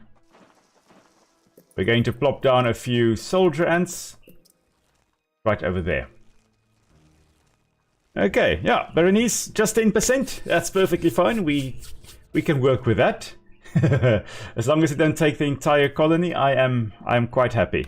Now, where to go next? I think let's actually head up here. Get rid of this one, because that will enable us to get another chamber over here. I don't want you guys Predators are eating. loose in the nest. It's taken the little weevil larvae. Okay, well, this little spider is not going to last long. There we go. Okay, now you guys can eat. That's fine. We just have to keep an eye on when the next raid is coming. So we don't get caught unawares again. Okay, was that it? That was it in terms of the food. Okay. Next stop, I think over there. But I think we can probably excavate this. Oh. Okay. Guys... Don't eat, just attack, please. Devil's coach horse beetle larvae. Come on, get rid of them. I did not anticipate them here, but there we go. As the last one is dead. Okay, now, any spiders? No, no spiders. So, okay, fine, you guys can eat. We are going to just plop down some more soldiers over here, get another chamber going. Oh, there was a raid. There is no respite from the culling. The Oh, Subjugation no. will subjugate or exterminate. Well, I don't think they'll exterminate us in this one. Hopefully not. As long as they don't attack our queen, we should be fine. But they are trying to take as many of the larvae as they possibly can. So they've taken a few. Okay. That's fine. They've left The again. raiding party is left, and with them they have taken 10% of the black ant brood. It is Yo. only a matter of time before they return. Yes. And Will must learn to keep an eye on the clock at the top there when it does appear. Okay, so how many did we lose? 3, 4, 5 that we are not getting any larvae from. That's alright. Could be worse. Could be 20 that we're not getting any larvae from. Now, where can we excavate? We can't excavate from this side. We have to come along here. Okay. Everybody gather around. We're going our spider hunting once more. No collecting of food, thank you. You guys are just coming along here. There we go. In the nest. Ah, it's taken that little grub again. There we go. Get rid of the spider. Predator will become food. There we go. Okay, now you guys can collect food. This is quite an effective strategy. Just in between raids, go and kill the spiders, collect the food, and voila. And remember that you have got that button at the bottom there that disables the gathering, so that you get your soldiers and your workers to just run to the other point. They don't stop to collect food. Oh, I forgot to put these 13 there as well. Actually, you know what? We're going to put this group of soldiers as the first line of defense. We have got the groups that we can use, may as well use them. Okay, so that if I forget that there's a raid like that one coming in 30 seconds, we can at least have a bunch of soldiers ready to attack. Now, this is going to hopefully be the first raid where I am semi-okay. Don't want this one, this in the path. There we go, in the way. Okay, Everybody ready? We've got an attack coming in. You guys are not going to be distracted by food, please. You guys also don't collect food yet. We are just here to repel the raid. And here comes... There is no respite from the culling. the The sanguinea will subjugate or exterminate. Oh, there are a lot of them. Oh, there are a lot, but if we can just kill them... Oh, they escaped with one egg. One egg, okay. Only the one egg was taken away. That was alright. The party is left, and with them they have taken 10% of the black ant brood. No, that was not 10% of the brood. The danger may be gone for now, but this truce is merely a formality. The sanguinea are already planning their next onslaught. Now, that's the thing is, the sanguinea, the Formica sanguinea will constantly Intruders in the nest. be raiding to replenish their numbers, because these wood ants here that we are playing as will not live long. They live for a few weeks and that's it. And you know, you can't have your workers dying and then, you know, after a few weeks and then you don't have anyone to look after you. So what they'll have to do is they constantly have to go and raid to see, you know, to get more workers for their colony. As for the price of the game, Berenice, I'm not sure. Yeah, I bought this a long time ago. I will have to go and check. I'm not sure. Does anybody know what the price of the game is at the moment? Of course, it does depend on your currency and where you are in the world. Are loose in the nest. The larvae must be protected. We're just going to run in and try and get this spider once more. I'm pretty sure the price will go up with full release coming out on the 7th of June. So now may be a good time to actually get the game before it goes out on full release. Because a lot of the games, of course, as soon as it goes out on full release or the full version goes out, the price will go up as well. There's a bit of a price hike then. With Grounded, for example, in South Africa here, I paid, I think, probably 140 Rand for the game when I bought it, and when I bought it for Nick. I think I bought it for Nick the morning that it was coming out. Okay, everybody, we've got a raid coming in. The morning that Grounded was coming in, or out, I bought it for Nick as well, so that we could play together. And it went up from 150 Rand to, I think, 600 or 700 Rand, whatever it is at the moment. So it went up about 4 times the price. So I would expect, perhaps not quite as extreme, but I would expect quite a bit of a price hike here as well. Possibly, at least. Okay, the sanguinea coming in 3, 2, 1. Voila! Here they are. Okay, they're going to just no respite from the culling. get distracted The there. sanguinea will subjugate or exterminate. And now, oh my word, there are lots of them. Okay. Have we lost any? I don't think we've lost any eggs. No. They managed to grab, and then we killed them before they... No match for the valiant defenders. Yes! The brood remains safe. Oh, that's marvelous. So we managed to kill them before they could run out of the nest with the eggs. We are going to increase squad number 2 here in number. This is the initial defense force that's gathering around here. We're going to get more and more of them there. And we are just going to, with group number 1, come down here. Yeah, we're just going to dig through to these ones, these 2 over here. So please, no collecting of food yet. Let's head to whatever is down here. 2 spiders. They must be protected. I wonder whether this one is going to come running out. Probably, possibly, maybe not. Okay, we're not running on its traps or trap wires. We're only running on this one here. Okay, so 30 euros in Europe at the moment. Okay. Let's quickly go kill this ant as well. Oh, sorry, the spider, not this ant. A lot of ants are going to die, but we're going to kill the spider. And I'll just quickly check here how much is Empires of the Undergrowth in South Africa. While we're waiting, there we go, for the spider to die. Everyone just take the food. Thank you. Let's check here. Empires of the Undergrowth. Not if, the Undergrowth. There we go. Okay, South Africa, it is 400 Rand. So it is quite moderately expensive, but not too bad yet. But I'm pretty sure the price will go up a little bit as we head into the full release on the 7th of June. I can't believe the game is actually coming out completely, fully coming out. Oh, that's awesome. I'm so happy though, because there's a new raid, next raid coming in. Okay, next raid, come on. Come on everybody, we're coming back.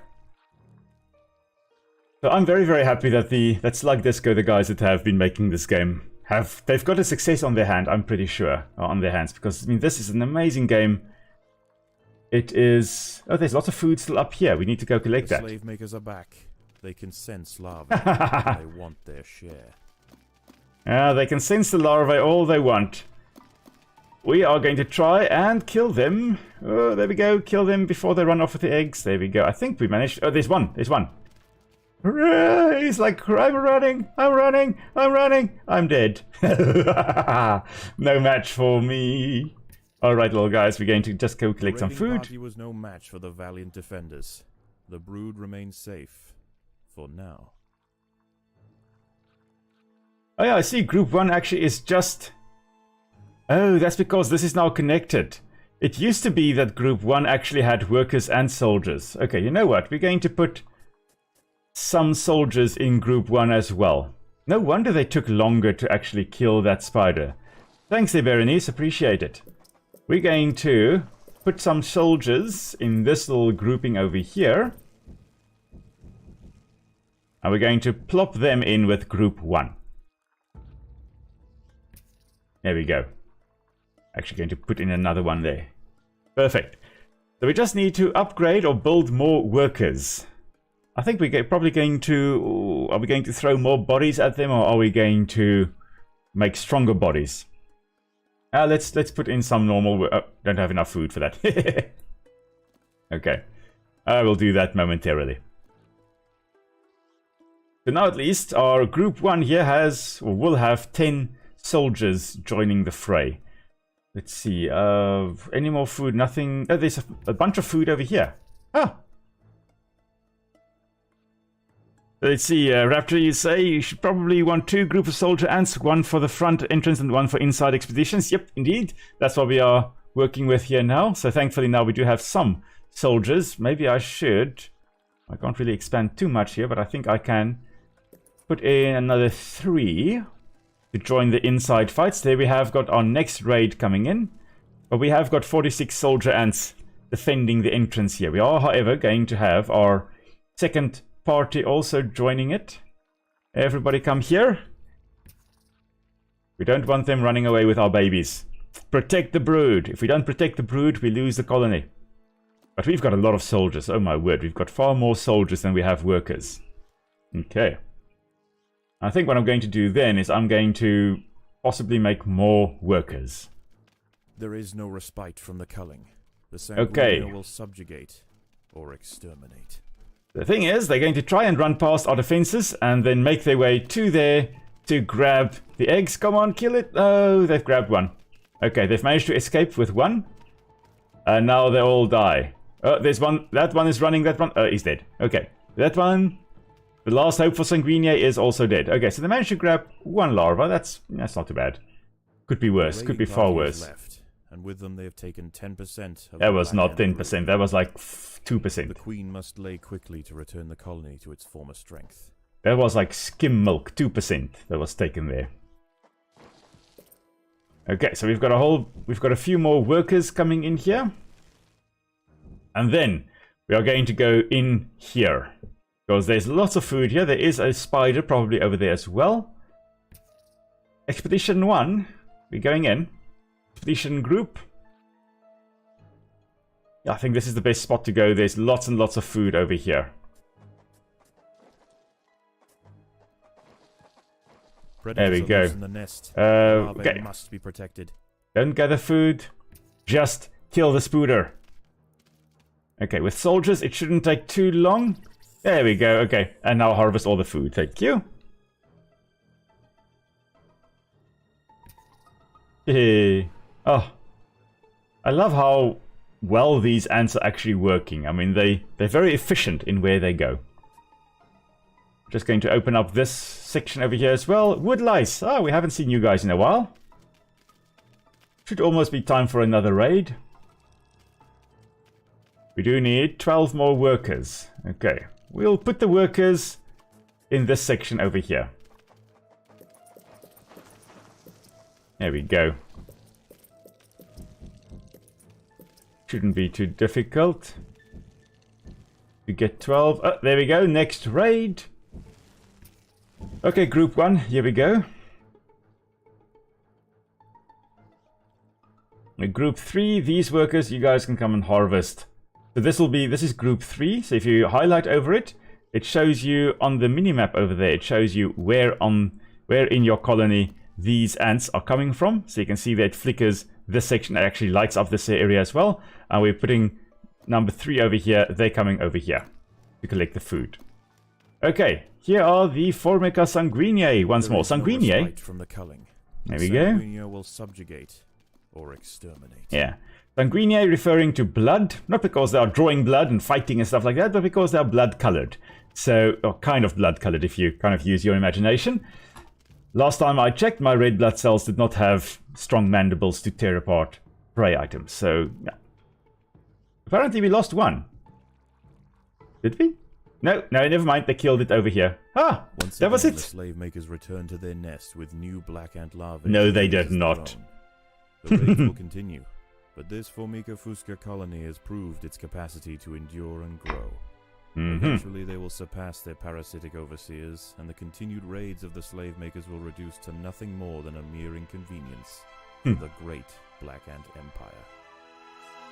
Yeah, so it's very interesting though that basically the idea here was that we just had to get to a point where we could withstand the invasions, the slave, they're taking away our babies basically. So we just had to pump out more babies than they were taking.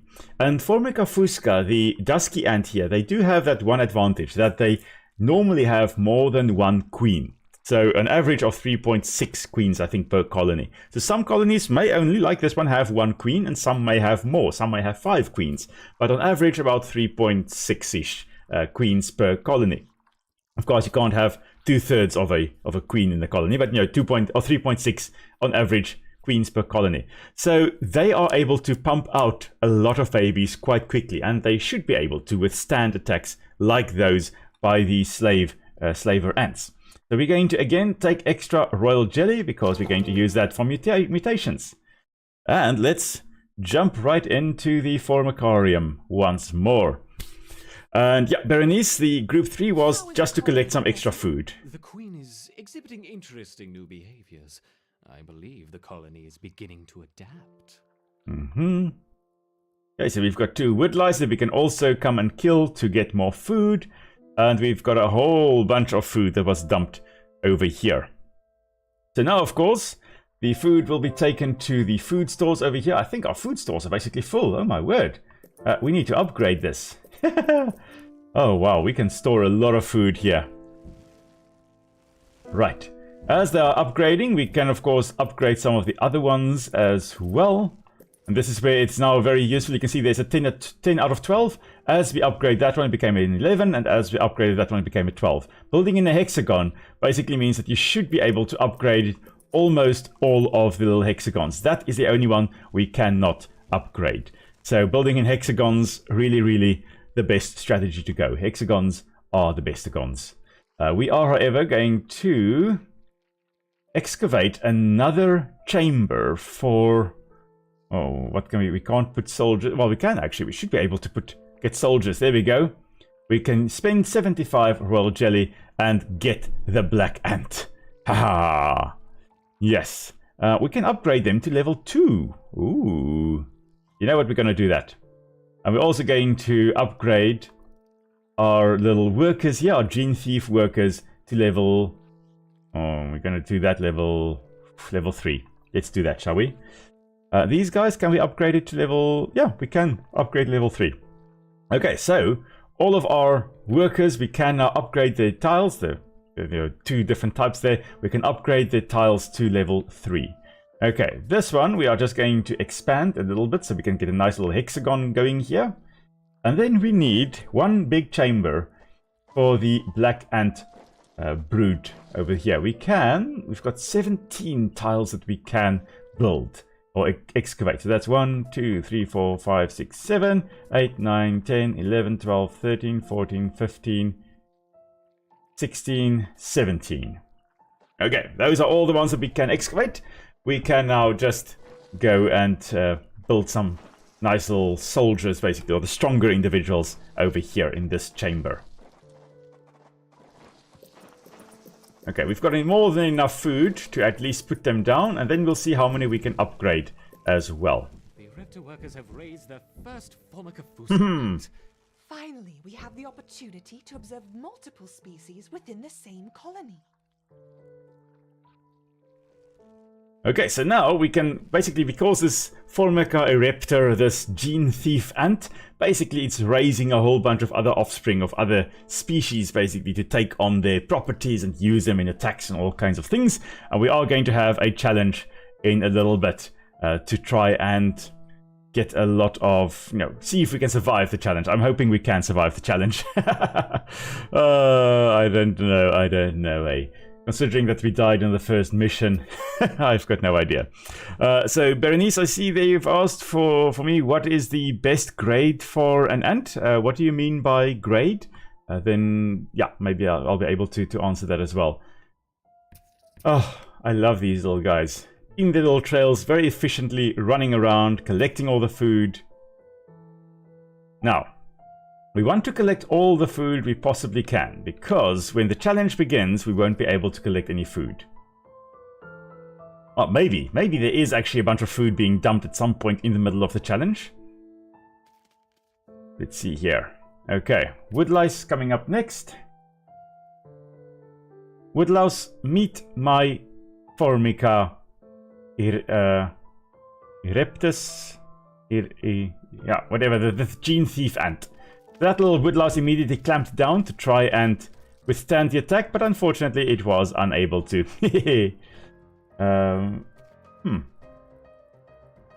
Okay. Right. Just harvesting more food there. Come on. Harvest, harvest, harvest. And then hopefully you'll be able to also take out... There we go. Taking it out, and then come and take out this little woodlouse over here. Okay, and that is the last then. Okay, that means we can quickly just come back here and upgrade some of our tiles. Now I do want these black ants here, the dusky ants, I want them as strong as possible for the fight that is to come. For the challenge. I do not want them being weak. They must be strong. So we're going to have them as strong as possible. That one, that one, that one. And I think that one, and then that one we should be able to upgrade, and then that one as well. Come on, upgrade. There we go. There we go. And then that last one as well. Perfect. Okay, so these ones are going to be nice and strong. And then, ooh, let's see. I can actually still put down 3 more workers here. Worker, soldier, major, etc. So for me, you need a nice balance between worker and soldier in the colony. We are going for we're going for weak, typical workers. These little Formica Ereptor ants, these little gene thief ants. For their workers, we're going for numbers rather than strength. Whereas for the dusky ants over here, for the Formica fusca, we're having them nice and strong. So we have upgraded them to level 3. So now we're just waiting for our numbers to be full. I think our numbers are now full. So let's... maybe I need 1 chamber of stronger. Yeah, you know what? We're going to go... This chamber we are going to upgrade a little bit. Yeah, we need to. I think we need to. Okay. A little bit stronger. Yeah.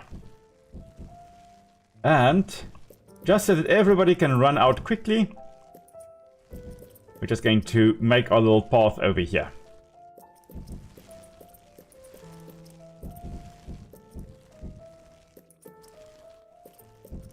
Yes. Okay.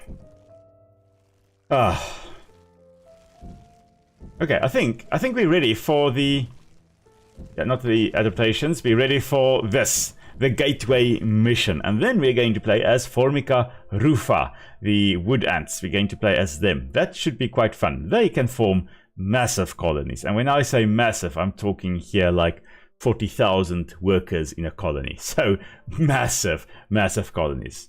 Okay, we are still on medium. We're not going to get shift down to easy difficulty. We're still on medium difficulty. Let's see. Test the might of your Formicarium colony. Will it survive whatever the scientists have planned? And then, of course, if you complete this, we'll be moving on to the second set of missions.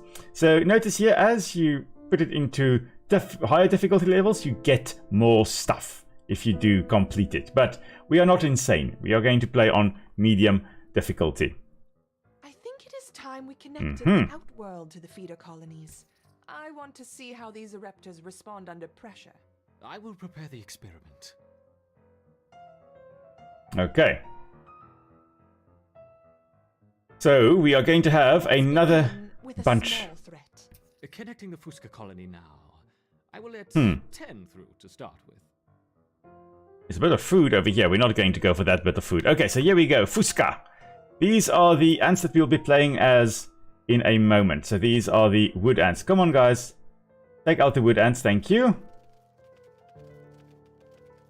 Shouldn't be too difficult. We have got a lot of ants after all. We've got 60 ants. Yeah, it's all right. We should be all right. Okay.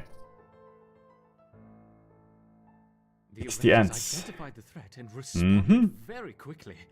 Excellent. Let's see how they handle a few more, shall we? Introducing 20 Formica Fusca ants. Alright, shouldn't be too difficult to still get rid of the 20 over here. So of course, a lot of ants are very territorial. Some of them are not. Some of them actually are able to or will tolerate a bunch of other species in their territory. But some of them are highly, highly aggressive. Our eruptors have neutralized Here the we threat go. to their queen. Good. Continue the experiment and let me know the results. Don't add more than 30 ants at once, though. We don't want to harm the queen. Understood. Scientist 2 is just completely insane, though. Completely I wonder how insane. they react to a rival eruptor colony. Oh, Introducing 40 rival eruptor ants. 40 eruptor ants. Oh, my word. Okay, here we go. Come on, let's show them who's boss. We are boss. That's who's boss.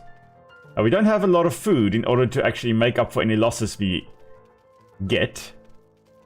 So we're hoping that we actually are able to withstand the attack here. And thus far our ants have been relatively basic. There have been no like special moves. They basically just bite. Okay, everybody come back. Stop going there and come back this side, thank you. Introducing a further 50 rival eruptor ants. Okay, here they come once more. We're just going to hover around the entrance here, prevent them from going in. Unfortunately, our ants have clustered at the top there. Okay. The thing is, we get becoming quite evenly matched with 50 eruptor ants coming in and our numbers here being 60 basically. Thankfully, we do have some stronger ones. We have upgraded some of them, so hopefully we've just lost one there, we've regained one, we've lost one, we've regained one. So our numbers are fluctuating a bit. Some of our workers are dying, but we've got stronger ants. Now probably going to be like 100 ants. Now let's try 60 eruptor So ants. technically now evenly matched in terms of numbers, but not necessarily in terms of strength. Okay, let's get rid of them, shall we? Come on, little ants. No, Johnny, you're gonna die. No. Oh well. Anyway. Sheesh, it doesn't seem like we've got 60 ants hovering around here. Some of mine are, I don't know where. But there they are. Nice little front line of attack. And that was it. Yeah. A superb response. Yes, we are superb. Now. Seeds. Seeds. You're doing admirably, my Actually, what I'll do, I'll get group number 2 here, and group number 1 be ready for the betrayal, because I'm sure he's going to get us, he's tempting us with food, and then he's going to just get us to... No, never mind. Ah, there we go. Now he brings back a bunch more ants. Let's start with 20 of each. Oh, okay, guys. Yeah, we are going to just... oh dear, okay. We're just going to come down to the tunnel. We're going to bottleneck them and have them die over here.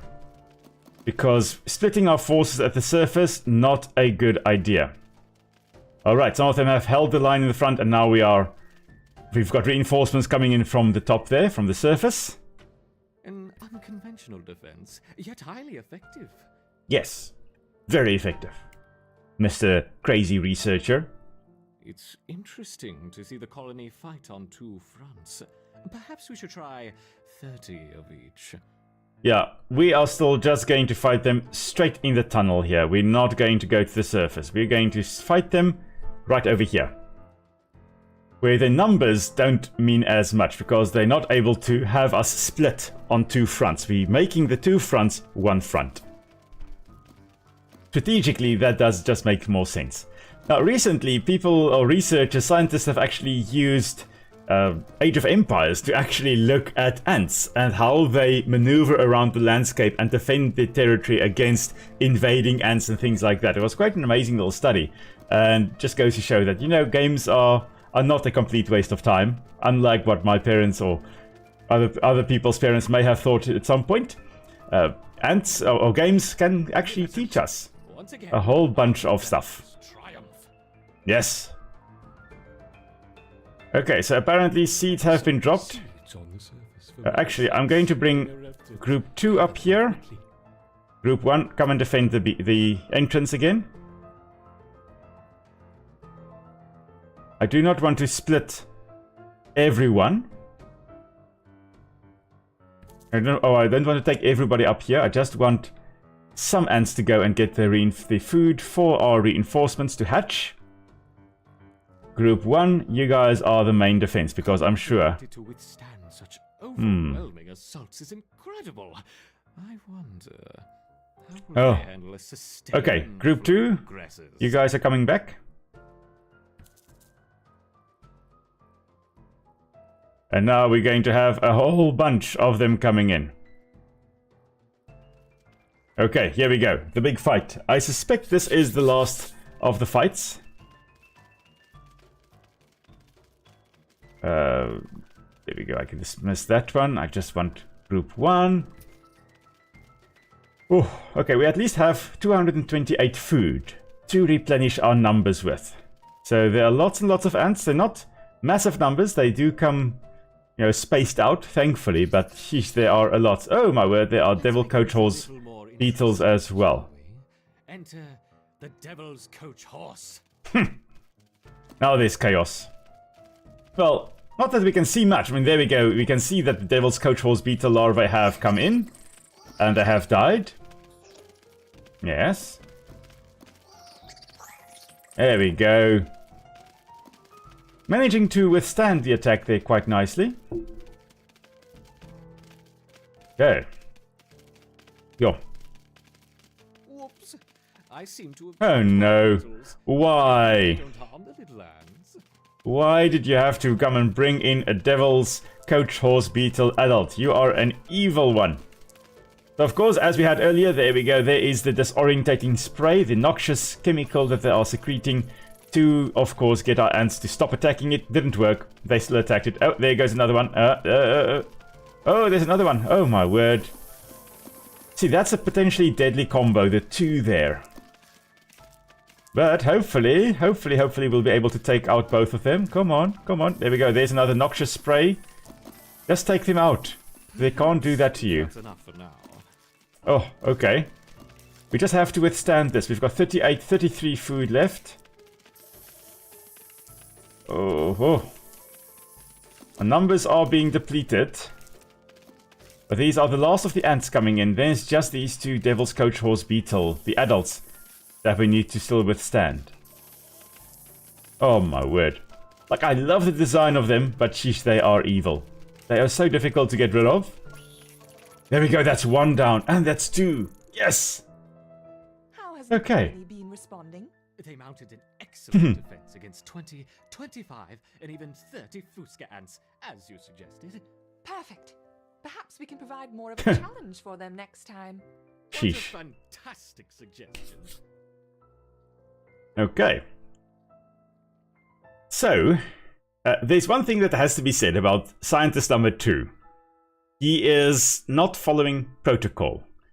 Because what you should have, and I'm part of the university's animal ethics committee, so I deal a lot with all kinds of applications. So if you have a scientific study that I'm going to take more royal jelly there. So if you've got a scientific study that you want to have done, for example, on these ants, and you want to test how well they are able to defend against other ants, you need to come up with this nice big proposal, do an application, and then the committee will decide yes or no. Or maybe it will be yes, but you've got to make these adjustments. And now, if you have got an animal ethics clearance, you can't just go, oh, you know what, it would be great if we could just test this as well, which we did not initially apply for. If you applied to do this, then you don't do this and that and that and that. So if you applied to have 30 ants... Let's see how the colony grows over the next few days. Now that they have Yes. experienced battle, I expect to see a significant rise in the number of soldiers. So if you applied to have this colony against face off against 30 of the other ants, you can't now decide, oh, you know what, we're going to have 300 of those ants coming into the colony, and beetles and everything. You need to specify exactly how many ants will be involved, what they are going to face, and you have to stipulate all these parameters. And if you don't stick to those parameters, your ethics clearance will be taken away. You won't be able to publish any of your findings, because many of, well, all journals, or credible journals at least, if you have any study involving animals, you need to supply them with an animal ethics clearance permit number that you got from the university. And if you don't, if you are unable to produce that, then you can't publish in that journal, for example. So the scientist number 2 over here is technically screwing over scientist number 1 by not following protocol. So not only is he making life difficult for us, he's making life difficult for his fellow researcher as well, which is not nice. It's not Ioba. Not at all. Alright, so here we go. We've got a nice little chamber here for the soldiers.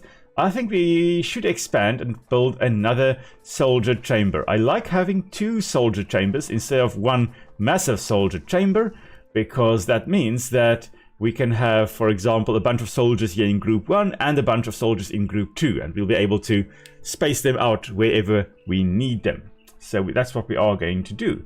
And let's grab that there, open this whole section up. Then we will put in a few more soldiers over here, and we're going to put in a bunch of soldiers over here as well. And then we are actually going to play as one of the ants that came into our colony now initially. The Formica rufa, the brown wood ants, I believe they are called. Rufa, like Rufus, referring to brownish in color. Yeah, so... you know what, I think... are we going to expand the workers? Maybe not. Maybe not yet. We've got a lot of soldiers in here, though, which is marvelous. You know what, we are going to expand the number of workers we have as well. 3, 4, 5, 6, 7, 8, and 9. That's as many as we can get, the number of tiles we can open up. Oh, I can't believe we survived that challenge. I was getting worried there towards the end with the Devil's Coach Horse adult beetles coming in here and spraying the noxious chemicals all over my poor little ants and getting them all disorientated. But we withstood the challenge, which is marvelous. Trying to see whether Memphis is in the area. Now, he was here earlier, but no. He's probably decided, well, fine, I'm going to sleep outside a bit because Dad is not giving me any food. Okay, let's plop down some workers here. 9 more. And then, let's quickly have a look here in terms of our adaptations. Oh. We can actually put in wood ants. Oh man, I should have actually put wood ants in. Okay, you know what? We're going to do that after our next mission. We're going to put in a chamber of wood ants, because the wood ants here are able to spray their formic acid, which of course they will be using as defense, and in this case, as you can see in the animation there, using it to attack the tiger beetles that we are probably going to encounter soon. Okay. Wait, I forgot. I wanted to check. We can't... Oh, yes. We can give our queen something as well. Either Second Wind or Fierce Mother. Or Royal Guard or Royal Decree. I think we're going to go... Sure. Additionally, empty nurseries will receive eggs and all eggs will hatch for free. Oh, I love Royal Guard. This one, when our queen drops down to 75% of her health, and this will happen once, it can happen every 5 minutes, 14 Royal Guard ants, which are incredibly strong, they will spawn near my queen, so they will protect her hopefully for 1 minute, and any empty nurseries will receive eggs, and all eggs will hatch for free for 5 seconds. That is nice. It's basically a Hail Mary for, in case something goes wrong. Or we can go for Royal Decree, which is when our queen drops down to 75% health, nurseries will spawn their own eggs, eggs will instantly hatch, and eggs will hatch for free for 20 seconds, giving you an unlimited army during this time. So it is quite amazing. So it's like constantly just pumping out a whole bunch of little babies. So Royal Guard or Royal Decree. Those 14 Royal Guards, that can make a difference. So we're going to go for that. Okay. Now we don't have enough Royal Jelly to make anything else. Okay. So that means it's time for another mission. So we're going to go now as Formica Fusca. Formica Rufa. We are going to go and play Rising Tide. There we go. So the beach provides a feast for those brave enough to venture there. But sunset brings new dangers. Here we go. So now the question is, do we go for mortar or rapid fire? So the rapid fire, this one is very quickly. It does low damage, but it's very quick. And at level 3, so if you bring out your soldiers basically to level 3 or bring it up to level 3, upgrade it to level 3, it will slow down the enemies that are hit. That is very useful. But if we can do mortar, it's a slow firing one. So you can see there it shoots the formic acid more slowly than our rapid fire will do.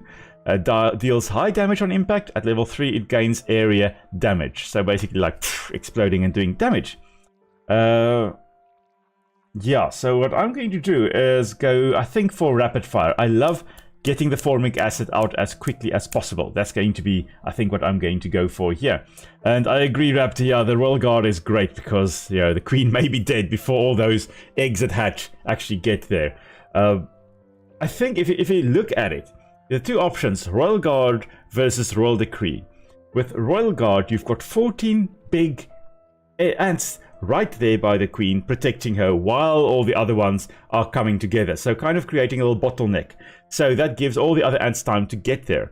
If you have Royal Decree, for example, and you've got all these eggs hatching, they're constantly a little constant stream, but there's no bottleneck. It may give the enemies enough time to actually kill everyone that comes before they can mount a proper defense.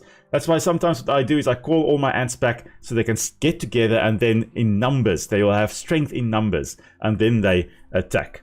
So yeah, I think we're going to go for rapid fire here. This is, I think, the better one of the options. For me, for my playstyle, I like rapid fire. Yes. So let's see here. Formica rufa, a new species. Now, for this one, we really should be going for numbers. Quantity rather than quality. This Formica rufa wood ant queen has laid her first brood in a burrow near the sea. Her nest is just on the outskirts of the beach, the perfect vantage point for scavenging hapless morsels washed in by the tide. At the moment, the tide is out, but it won't stay that way. The ants must make haste and stockpile what they can, while they can. Okay, we're just going to first set out our food tiles over here. And then, I think we're just going to... It's no point us doing this. I mean, we don't have a group one, but I like setting the marker there in any case. Okay, I don't see any enemies over here at the moment. It's just there is an enemy down there. Okay, so and the stores are full. Okay, good to know, good to know. Actually, you know what? We're going to break through on this side. Yeah. There we go. There's our hexagon. And we are going to plop down, first of all, some workers. Yeah, that should be enough. Get all the workers going so that we can start collecting food as quickly as possible. Now, there is an upper world, and we're going to go to the surface in a moment. We need to break this open to actually get to the surface. And we're going to have to do that, I think, relatively quickly so that we actually gain access to all the food that is up there. At the same time, we are going to have to get our ants to actually harvest the things at the bottom here. I'm just looking to see where there are nice morsels. We don't want to open that. Look at those two big things there. Yeah, don't want to encounter whatever is down there. A few smaller predators over here, possibly the devil's coach horse beetle larvae. Bunch over there as well, also over here. One down here. We may want to go for that one first. Yeah, anyway, we've got enough to actually put down a few more ants. A few more workers. And we're going to bring them over to this side. There we go, like that. We'll make a little trail. And then we'll see what on earth is happening down here. Actually, you know what? We're going to put 2 more workers in. I will only have enough food to actually hatch one that has just hatched. There we go, okay. There we go. Is a predator coming along?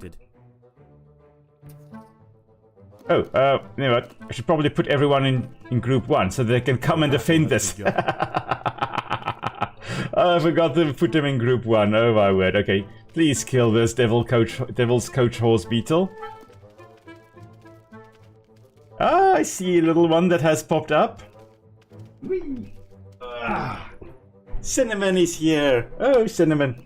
Why are you so antsy? Pardon the pun. Whee! Okay, she wants dinner. That's why she's antsy. Silly. She's going to have some food now. Okay. Speaking of food, all ants march forward. There's lots of food there. Okay, so Cinnamon is having her dinner. I was wondering when she was going to pop up, but she doesn't sit still at all. There we go. Okay, let's see. I think we still have some food here. Yes. If we want to make things a little bit easier, we can actually go options.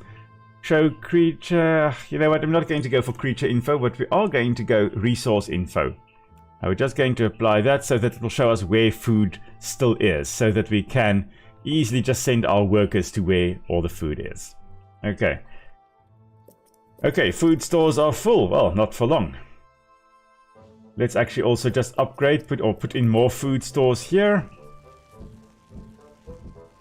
So that we can store more food for the lean times that are almost certainly going to come.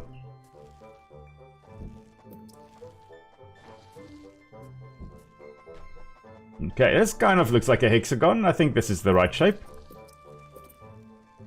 Kind of, yeah, close enough. Okay, now we can store quite a bit of food. We don't have a lot of food, but we can store quite a bit. Okay, now, next batch that we are heading to take out. Oh, I don't want to take out that bunch. I want everybody to come here. Let's see what happens when we open up this area. There is food to be found all over the beach, but the wood ants must be cautious and choose their trails carefully. Tiger beetles frequent the higher ground and will make quick work of any wood ant that strays too close. Okay, we should be able to open this up now, and... Oh, it's ants. Oh, okay. I did not know. In the nest. I did not know we would encounter ants in the bottom here. They were just kind of chilling there. Okay, good to know. So this bunch of worker ants here, this whole chamber is now full. We can now start developing our soldiers, or actually laying soldier eggs. Yo, these workers, or these ants are strong. There we go, now they're dead. Perfect. So where are we going to make our soldiers? I think let's have some soldiers right here.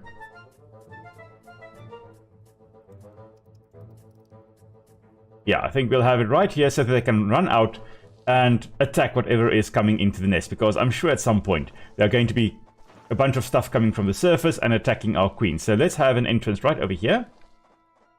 And then we will have ranged attacks. There we go. We can put 3 down. No more food over there. Okay, there is still some food up here. Oh, tide. Okay, tide rises. We're underground. We're fine. We don't have to worry about the tide rising. Is coming in. Soon the lower levels of the beach will be flooded. Mm-hmm. Any ants caught in the surge will be washed out to sea. Okay, so now that we actually have a whole bunch of workers, I think let's head on out to the beach. Let's go to the surface. Let's see what we can actually find up there. The problem is it does open us up to potential attack by everything.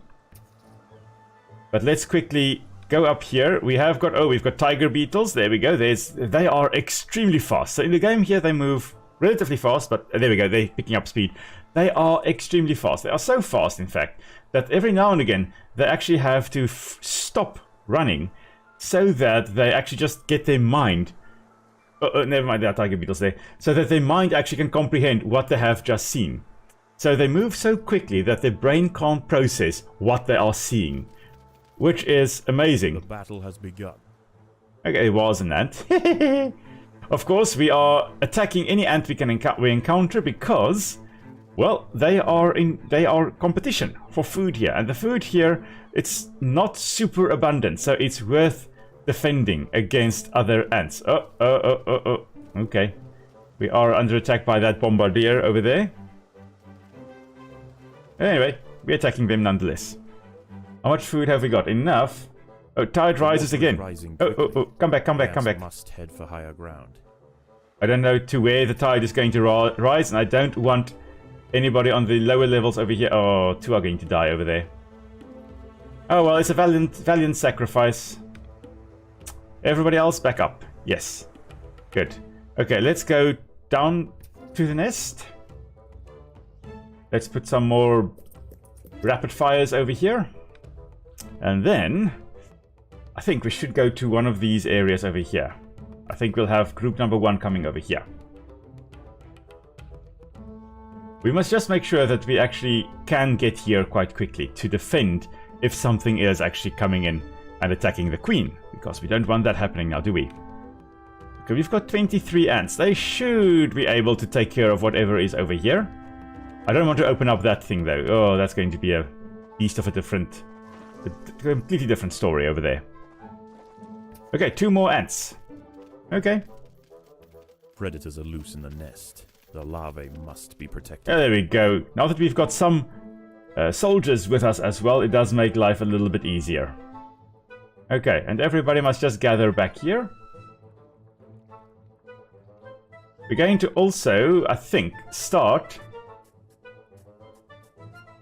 with some melee soldier ants as well, because what they will do is they will keep the enemy occupied while the ranged attackers are spraying their formic acid. Reached its highest point.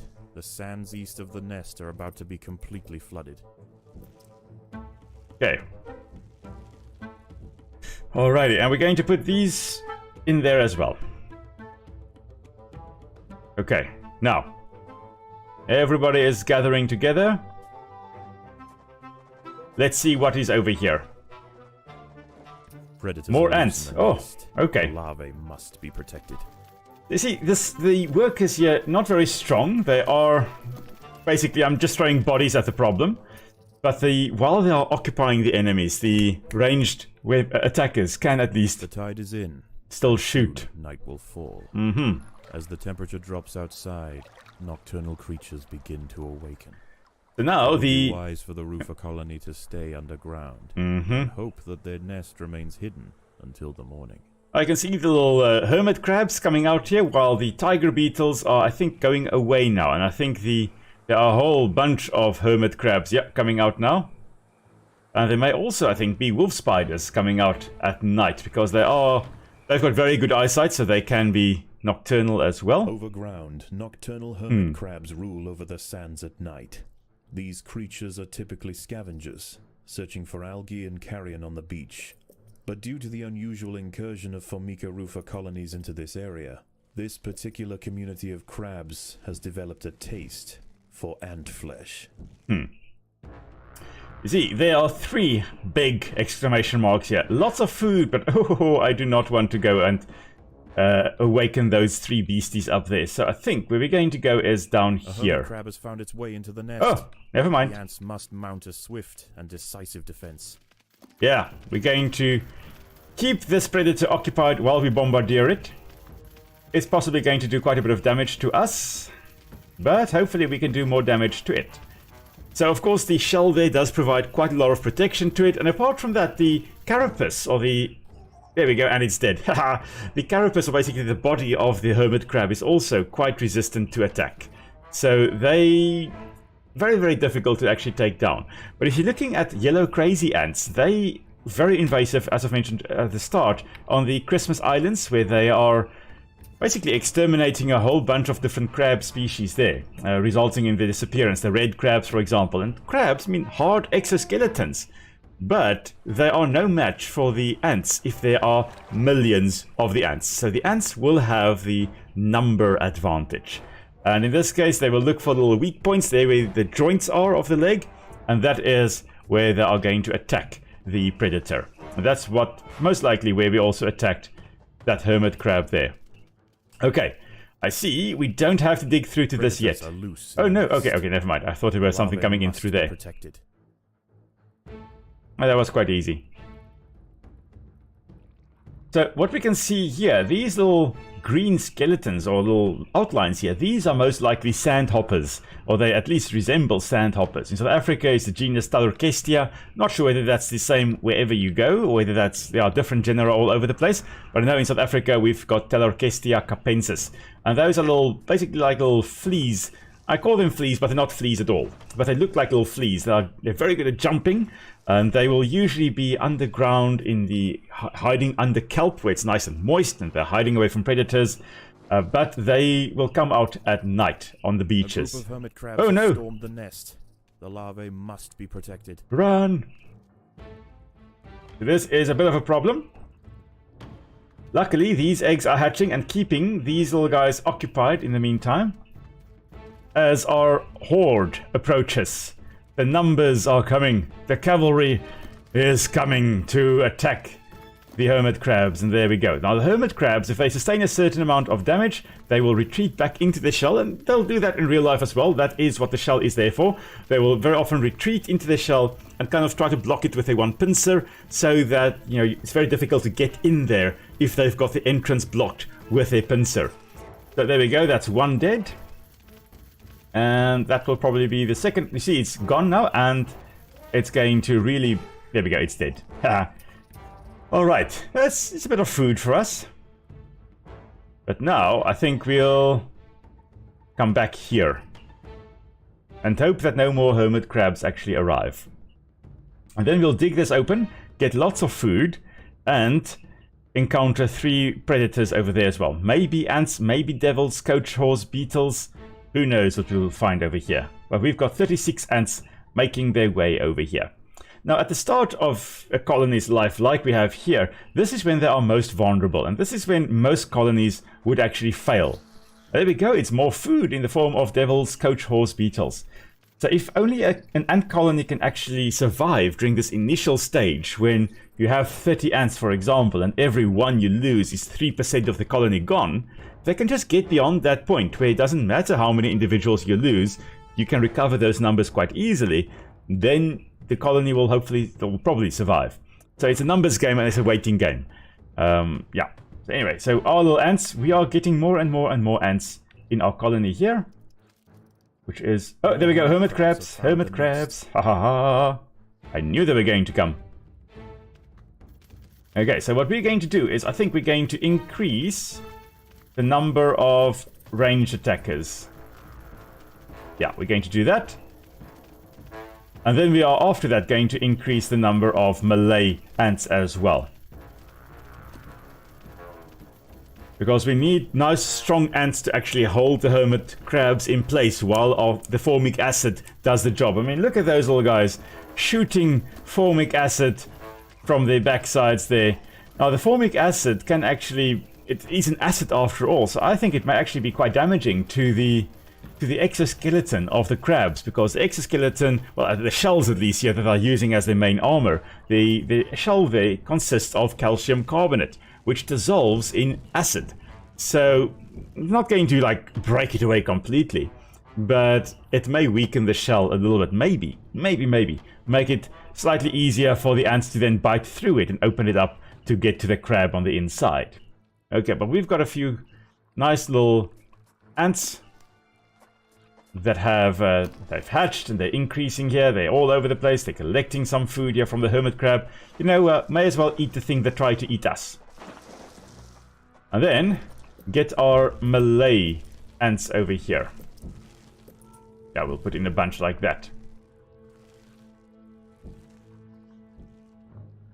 I'm not sure why it said the food stores are full, because there's nothing in our food stores. Maybe it was full and then we built a whole bunch of new little brood places there.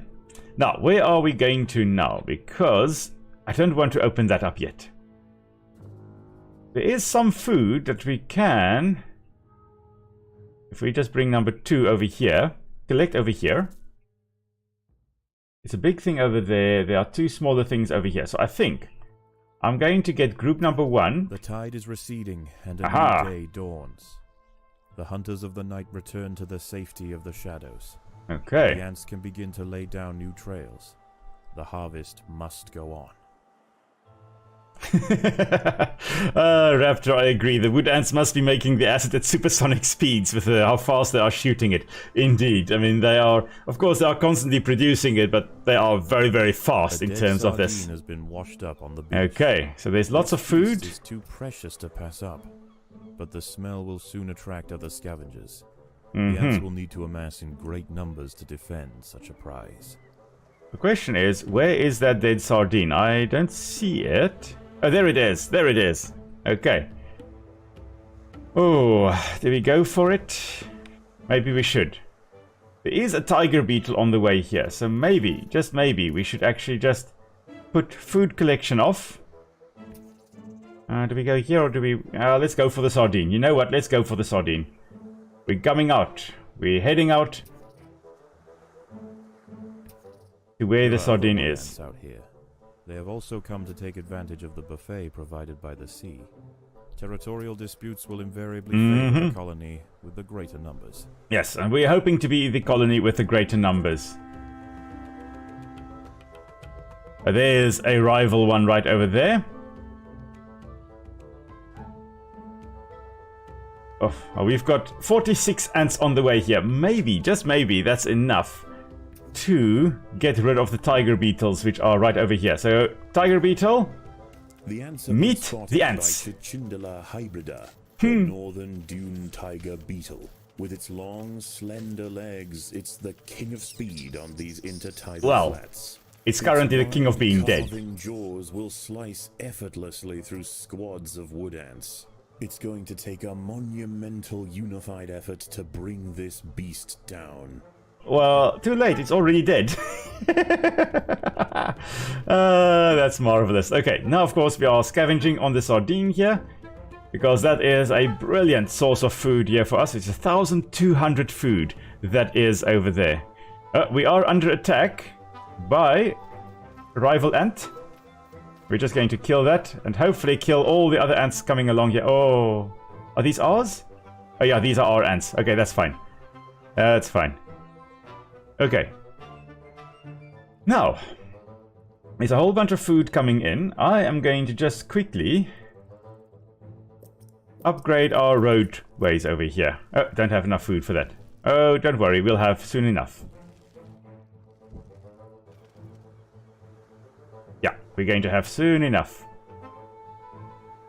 Yo. Okay, and then we'll have to start upgrading our ants as well. Because our ants are also just running around and picking up this food over here because it is on the path that they are taking. Ah, cool. Ah, welcome back, Max. We are on the beach and we are scavenging from a sardine that is over here. We've already killed 2 tiger beetles as well.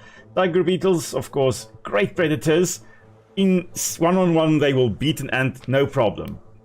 Oh, our food stores are full. Well now, not for long. We're going to just upgrade our food stores here so that we can store more food against the lean times.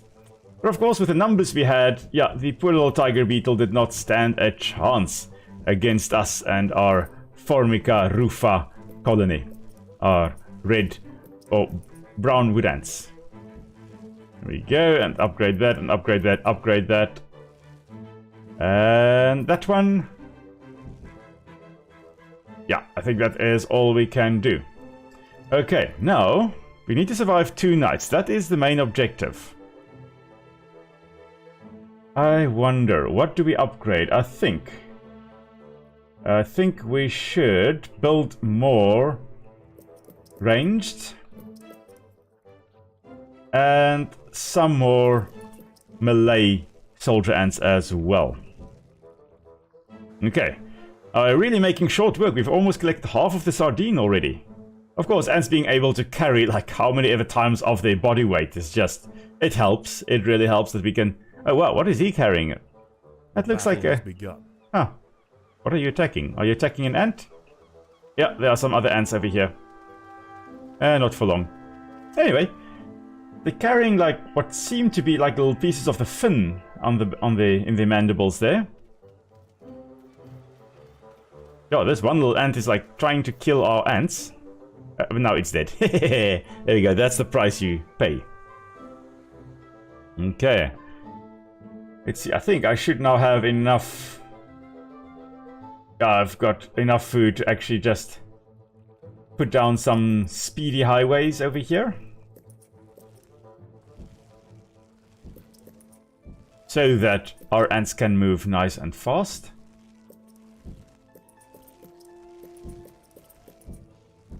There we go. Just like that. Now, what do we upgrade first? That's the question. And how long before the tide rises? Okay, under attack, a few wood ants over here. There were a few wood ants there, no longer. And these 2 over here are also going to now meet their match. Cavalry has arrived.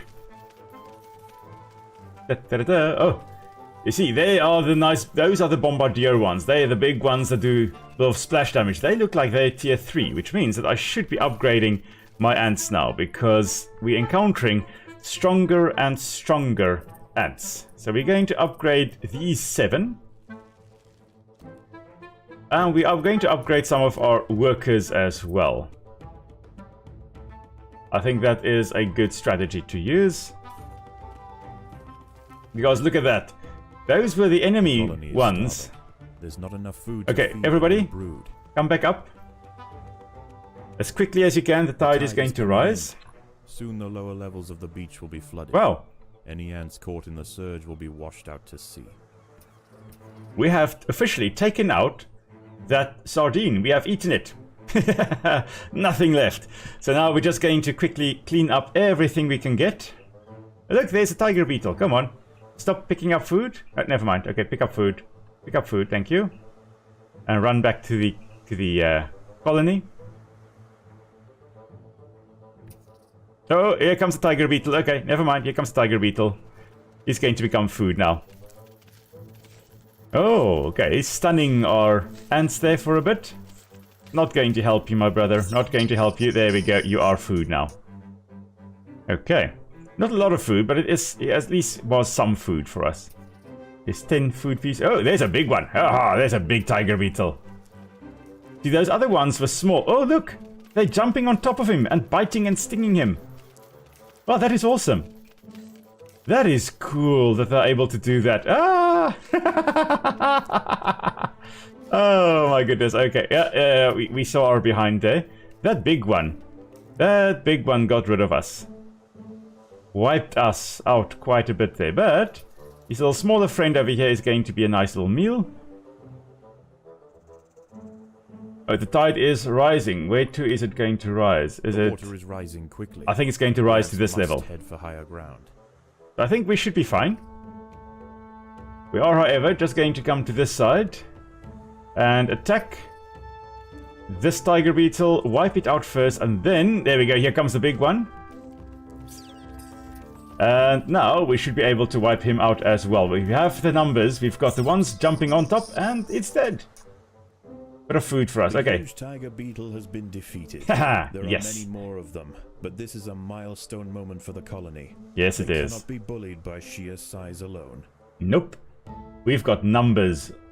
That's our advantage. We have sheer numbers on our side. There we go. Oh. I wonder what will happen, because I think this colony is perhaps lower than us. Yeah, I think this colony may be wiped out by the tide if they're not careful. Okay, come here everybody. Collect the food that's over here, and then we're going to go take out these two massive tiger beetles as well.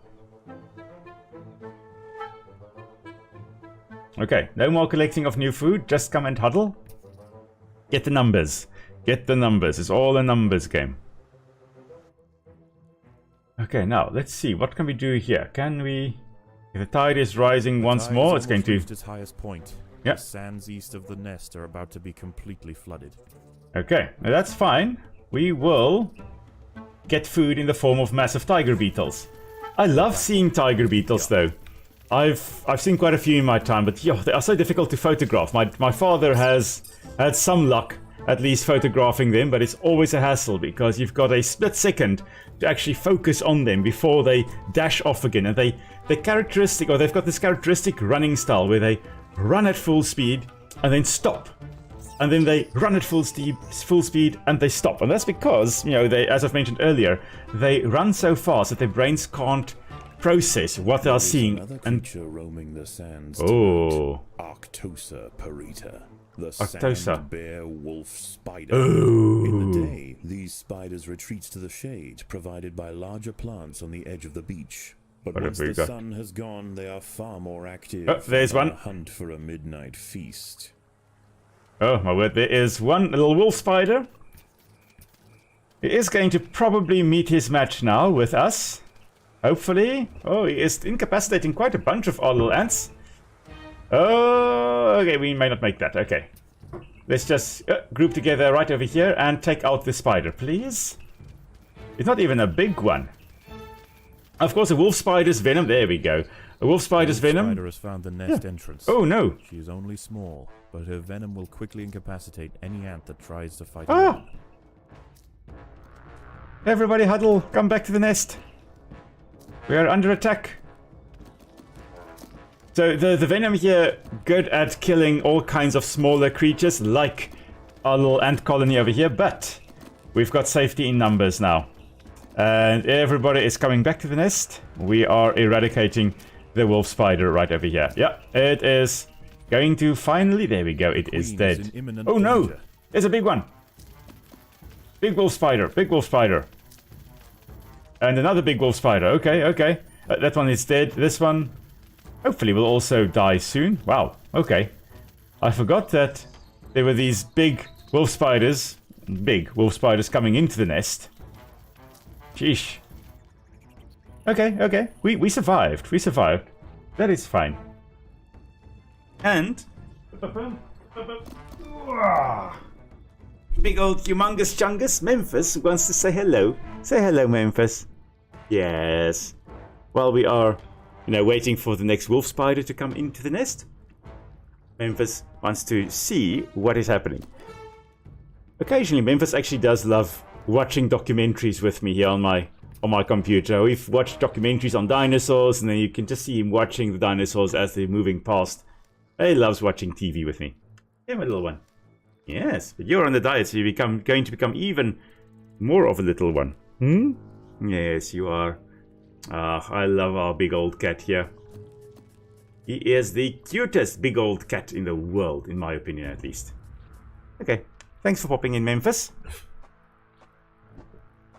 I just have to take Cinnamon's food away because, as I've said, Memphis is on a diet. He's only allowed to get a certain amount of food every day. Another wolf spider has entered the nest. Yeah, This one is large, fast, and voracious. Oh, and he's also dead. Okay, well, that went well. Now, let's get another bunch of Malay ants here. Because we've got enough food to actually do this now. Maybe not to hatch them. How many do we need to hatch? 5. It's fine. We'll be able to hatch a whole bunch. We can put them on guard duty. The number 2 we'll put over here, and number 1, you guys are going to come over here. Let's go over here. Let's excavate. I'm feeling brave. We are going to excavate to this big exclamation mark at the tip there. We are going to do that. We're going to just make a little chamber over here so that we can potentially fight. Let's see, we don't have anything else coming into the nest. No, so we should be fine. And group number 2 will at least hold the fort while we are running back to defend the queen if another spider comes in. But in the meantime, group number 1 coming along here. Yeah, let's see. Okay, Berenice, you say you've got an idea. Group 1 for worker for food and group 2 soldier for fighting. That could work, but we will still need soldiers with group 1 here to fight, for example, whatever that is. I don't even know what that is. I am actually a little bit terrified to find out what that is, but we'll find out now, basically. Let's see here. Come on, little ones. It is a devil's coach beetle, an adult. Well, loose in the nest. The actually, larvae must be protected. Oh, there we go. There are some soldiers More are wolf fighting. spiders have found the nest. Okay, and then group 1, we can have soldiers coming back. Because the coach beetle is dead. Devil's coach is dead. All our soldiers are coming back to come and fight. Actually, I need group 2 to come in here, please. Attack the wolf spider. That's attacking my brood. Okay. So that went quite alright. Quite alright indeed. Now, we've got 2 exclamation marks over here. I think we should bring... I don't want... let me do that. There we go. Group 1, you guys can come here. Group 2, you can hold the fort. Group 2, please hold the fort here. Group 1, we are coming down here because we are excavating. Okay, we are going to fight 2 Devil's Coach beetles, probably, down here. Well, we'll find out soon enough. There we go, it is, in fact, 2 Devil's Coach beetles. There are intruders in the nest. Okay. Just getting rid of them. And then that'll be a nice source of food. Both of them and all the food down here. Okay, 1 dead, 2 dead. Perfect. Oh, you guys can collect the food now, thank you. Wow, there was 300 food from one of these Devil's Coach horse beetles. Oh, that's marvelous. Love it. Okay, so we've almost gotten rid of all the creatures in the nest here. We've got 2 more nights to survive. Things are probably going to get a little bit more hectic. Now, what we're going to do is we're going to bring group 1 over here. Because we need to just clear this little section down here. And then we can actually go up here and just clear these 2 sections. Probably during the next night. I'm just going to put these guys in number 3. You can just go and collect those bits of food lying there. And then once they have collected that, I can just put them back on Royal Guard or Royal Female Tending Duty. Okay, group 1, you guys are here, eh? Yes, yes, yes. Everybody's ready. The sun rises over a new day. The tide recedes. The nocturnal creatures return to the shadows, and once again, the harvest must continue. Okay, group 1, here we go. There is a Devil's Coach horse beetle, an adult once more. And it is going to be dead soon enough. And there he's dead. Okay, please come and collect all the food for us. Thank you. Now, is there any... There's no pilchard that's lying on the ground here. It's just small bits of food. Okay. What we're now going to do is have group 1 running all the way down here. They are going to... Okay, group 3, you guys have finished your job. Thank you. Going to remove that pheromone marker, and group 3 is now back to guard or tending duty. Group 1 is going as far as they possibly can to go and collect the food that is down here. Before the tide rises, we need to grab all the food that we can. And then, each time the tide is about to rise, we'll just run back to the next level once more. We've got one enemy ant there, and he's going to be dead soon enough. Or she's going to be dead soon enough. There we go, she's dead. Okay. Our ants making their way past all the food. Yeah. Oh, wait, never mind, we're supposed to come here. Never mind, there's a bunch of food down here. Going to come to this first. Okay. Right. And when we have enough ants here, I think, yeah, we can put gathering of food on. There we go. And come to this batch over here. That's going to be collected. And then we can go to the next batch, which is right over here. Perfect. And then we'll come and collect this batch over here. Right. Easy peasy. Yeah, we have a lot of ants, everybody. We've got a lot of ants. But I think we need more workers. So, let's make another nest chamber of workers. There we go. Because the more workers we have, the more we'll be able to, or more food we'll be able to take at a time. That's the idea, at least. Excavating, thank you. Again, with the workers, we're going for quantity, not quality. We want as many young or workers as we can get. They don't need to be particularly strong. The soldiers, on the other hand, well, they need to be a little bit stronger. Because they've got to hold the line. I think all the food at the lower level is done. Yeah, now it's just the next batch. The thing is, we're going to encounter some fighting, so we need to first build up our numbers here. Once we have superior numbers, we'll be able to take on those ants. There we go, I think we have got superior numbers. So we'll just go and grab the food there, shall we? Lots and lots of larvae coming out here. Let's get the Speedy Gonzales tracks going. That should be alright.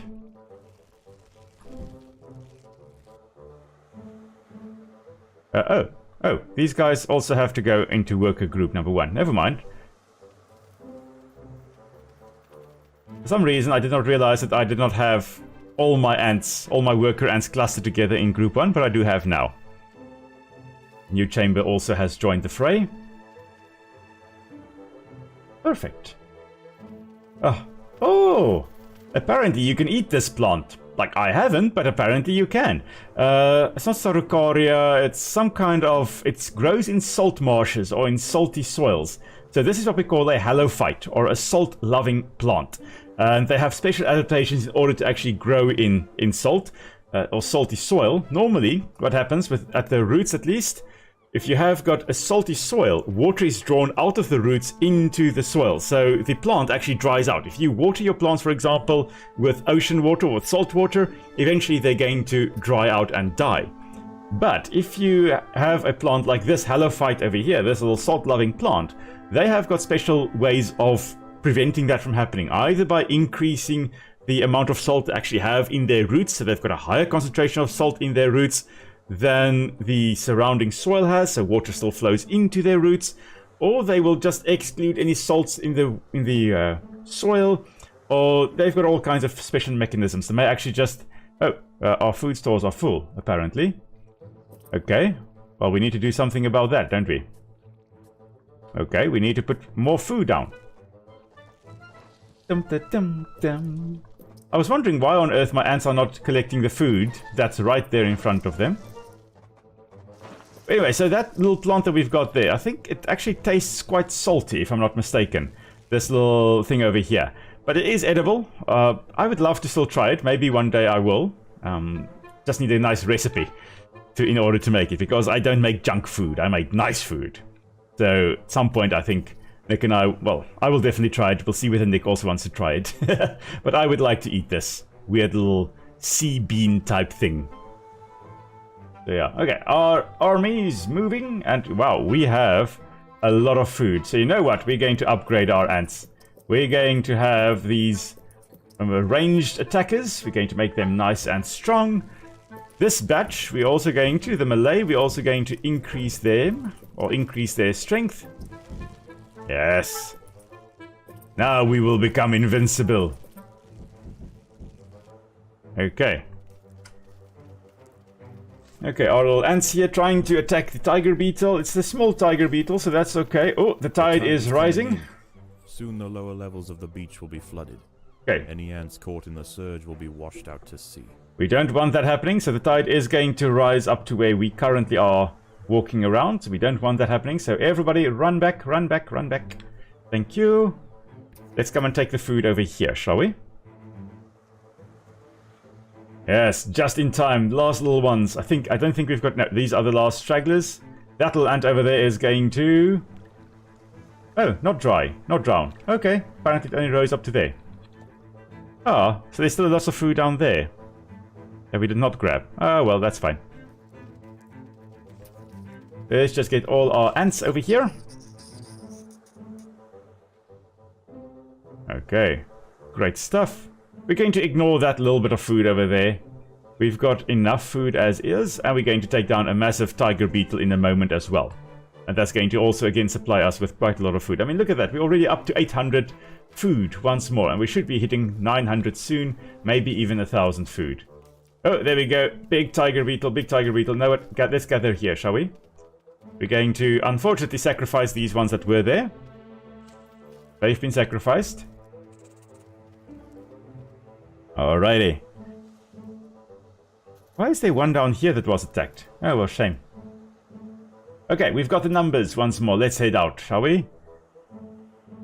Oh, the tide is rising, and it's going to rise to over here now. Okay. The ants must head for higher ground. Yeah, that's fine. We should still be fine. If not, we're going to just lose our entire colony now, but we've got almost 1,000 food in reserves, so we should be fine. Let's just take out this little tiger beetle first, and then we'll take out the big one. You can see they're still clustering around there initially because they knew they had to go there, and they didn't know, okay, we're supposed to head somewhere else now. And you can, oh, there we go. I love the fact that they jump onto the tiger beetle now. Oh, that's awesome.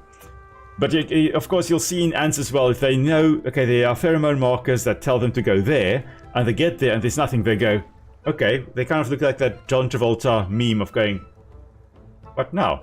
And then they don't know exactly where they should go, and it takes them a while to figure out where they need to go again. And then they go there. Okay. Yeah, we're really raiding the pantry over here. Okay, last bit. There we go. Okay, we can now gather right over here, where the fight is happening. Come on. Ants, we're going that way. We're going that way. There we go. Well done. Followed the scent trail to go back. There we go. Okay. How much food is up here? It's quite a bit. We can take away from the other Formica nest. We're going to take out some of these ants, though. Oh, the tide is rising. Tide is rising. Never mind. Reached its highest point. The sands east of the nest are about to be completely flooded. Take the food and run, little one. Take the food and run. Are you going to make it? I think you're going to make it. I think they're going to make it. Yes.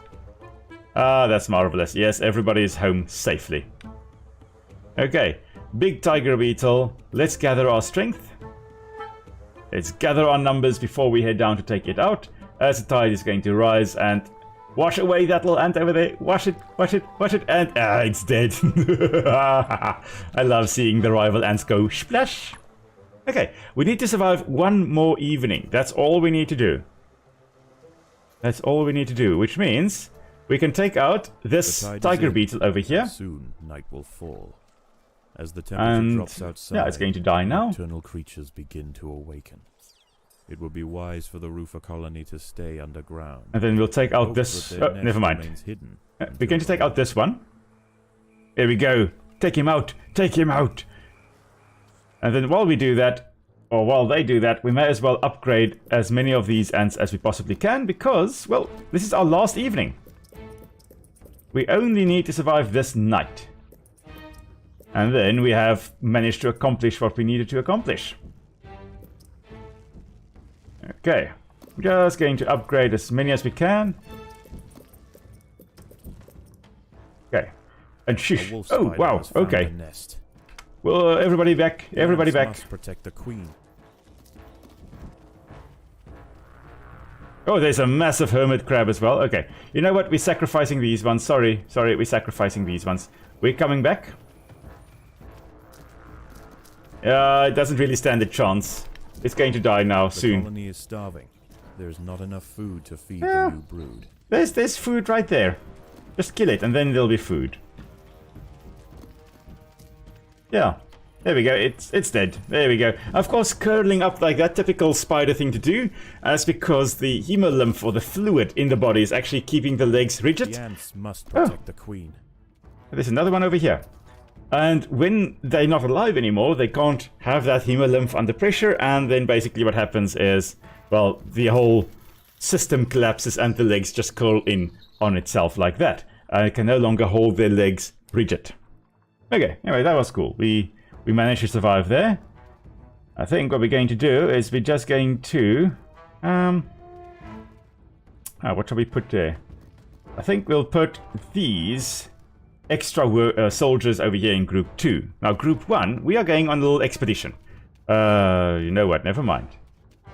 There we go. Okay, group 1, come on. There's a hermit crab at the entrance. Everybody come and attack, please. Okay, that's a bit of food for us as well, because we are low on food. We've only got 4 food left. Okay, now we'll have 50 food. That's good. We've got a strong colony, but we don't have all of them. We've lost a lot of soldiers, I'm afraid. Okay, that's not good. We can get food up here, so what we're going to do is we're going to go up here with group 1. Group 1, we're going to go up. Group 2, hold the fort for us, please. Protect the queen with your lives. Protect the queen like your lives depend on it, because it definitely does. Okay, now, let's... hermit crabs have found the nest. Oh, no, okay. In that case, okay, let's go back. Hermit crabs coming in. Strength in numbers, everybody, strength in numbers. Everybody run fast. Gotta go fast. There you go. I don't think they stand a chance with our bombardment over here. Should be dead. There we go. I think one's going to die soon enough. Oh wow, there are 4 hermit crabs in here. You see, this is now where that bombard one would actually have been good, because there are 4 here. It would have done damage to all 4 of them. 1 I know I hear has died. 2 has died. 3 has died. I think it's just this one left. 4 has... No, okay, 3 has died. This big one is left. Actually, there were 5 there. Wow. Okay. 5 dead. We just need to survive this. And you can see that as soon as the food comes in, the food goes out. As all the eggs hatch. But there we go. We've got all our ants ready again. Okay. Ants, form up. We're going to go take out 3 devil coach horse beetles over here. Long as nothing big comes in, but I suspect there will be something big coming in. But that means we need the food. Predators are loose in the nest. There we go, bombard them. Larvae must be protected. You see, this is now where we do have an advantage against the previous, the Formica fusca. The Formica fusca did not have the ranged attack. In other words, all the ants were right there in the Devil's Coach Horse Beetle's face. Right there where they were spraying. A huge that wolf spider has found the colony. This one is a mother. Yeah. And her recently hatched brood have followed her into the nest. These ants are facing an overwhelming infestation. Okay. It is a big wolf spider. Of course, wolf spiders very, very fast. And also the wolf spider, very, very good eyesight. They, of course, will be able to see everything around them quite well. I think they've got third best eyesight of all spider groups. Which, of course, means that they are very good in terms of hunting at night, because they can see quite well at night. I think we've got almost all the food. There's like 13 food up there. That's fine. We're not going to worry about that. What we're going to do is we're just going to wait out the night. That's all we need to do now. The wolf spider, of course, the female will actually have the eggs on that she'll carry under her belly, so she'll have them in a little egg sac, and she carries it around. The female at least carries it around. The male, nah, he doesn't do anything. He mates with the female and then just buggers off somewhere. The female, however, she will have the egg sac that she'll carry underneath her, and when the babies hatch, she will carry it on, or carry them on her back. And we had this one incident in the house a while back. Thankfully, Nick wasn't here to see it, but I was here to see it. Where Cinnamon, a little baby, the young cat that we had earlier, I keep on calling her a baby, but she's like 4 years old already. But yeah, she saw a little spider, little wolf spider, walking on the floor. I didn't know what it was. I just saw this movement. The lights were off, so I just saw this little movement on the tile. And then when I went to put on the light, Cinnamon had decided, you know what's going to be fun? We're going to take this thing and smack it. And as she did so, hundreds of little wolf spider babies scattered off their mother's back and all over the place, which was a sight to behold. But like there were still hordes of them on the mother's back. So I carried the mother and I put her outside. But yeah, we may still have some of the descendants of that one smack paddywhack wolf spider running around our house. Who knows? We don't kill spiders in this house. We live in harmony with them. We do, however, in the games, kill spiders like it's going out of fashion. Oh, there was a tiger beetle still running around. Why are they still running around? They should be sleeping. I think they're mostly diurnal or day active. There we go. As the ants grow in number, the local predators pose less and less of a danger. Eventually, they will be displaced from this area entirely. Despite the dangers of the beach, it seems this intrepid queen's gamble to establish her colony here has ultimately secured her success. Yes. Well, we have succeeded, which is brilliant. So, just something to note, which I forgot to mention at the beginning. When we started this colony, there was the remains of one of those dusky ants, the Formica fusca. There was a queen that was dead, that was lying there. And the Formica rufa, the brown wood ants here, very often will actually take over the nests of other ants. If they manage to kill them, they take it over the queen, they kill the queen, and they take over the nest. If they don't, then, well, they die in the process, or they may find an abandoned nest, and they may take that over. But here, as we're taking our extra royal jelly, because yes, that's always what we're going to be doing, here, as we're actually doing this is, unfortunately, it's 9 o'clock, so this is the end of tonight's live stream. So I want to thank you all for joining me on our little adventure here in the Undergrowth as we built up our empire of the Undergrowth. And we will, as I've mentioned, I'll have on Tuesday, I'll have the Green Hell episode coming out, the normal video, and then I think I'll do a little episode every Friday of the Empires of the Undergrowth. So you can expect the first one out this Friday. It will probably be just the first two little missions that we did with the Formica fusca. And then next Friday there'll be the other two episodes to be, or the other challenge, this one challenge, and perhaps the next one in the next one. In any case, you can look out for that. I'll be doing a bit of Empires of the Undergrowth. So thank you everyone for joining me on our adventure here. Hope you all have a lovely weekend further, and I'll see you all soon. Until then, stay safe, everyone. Cheers.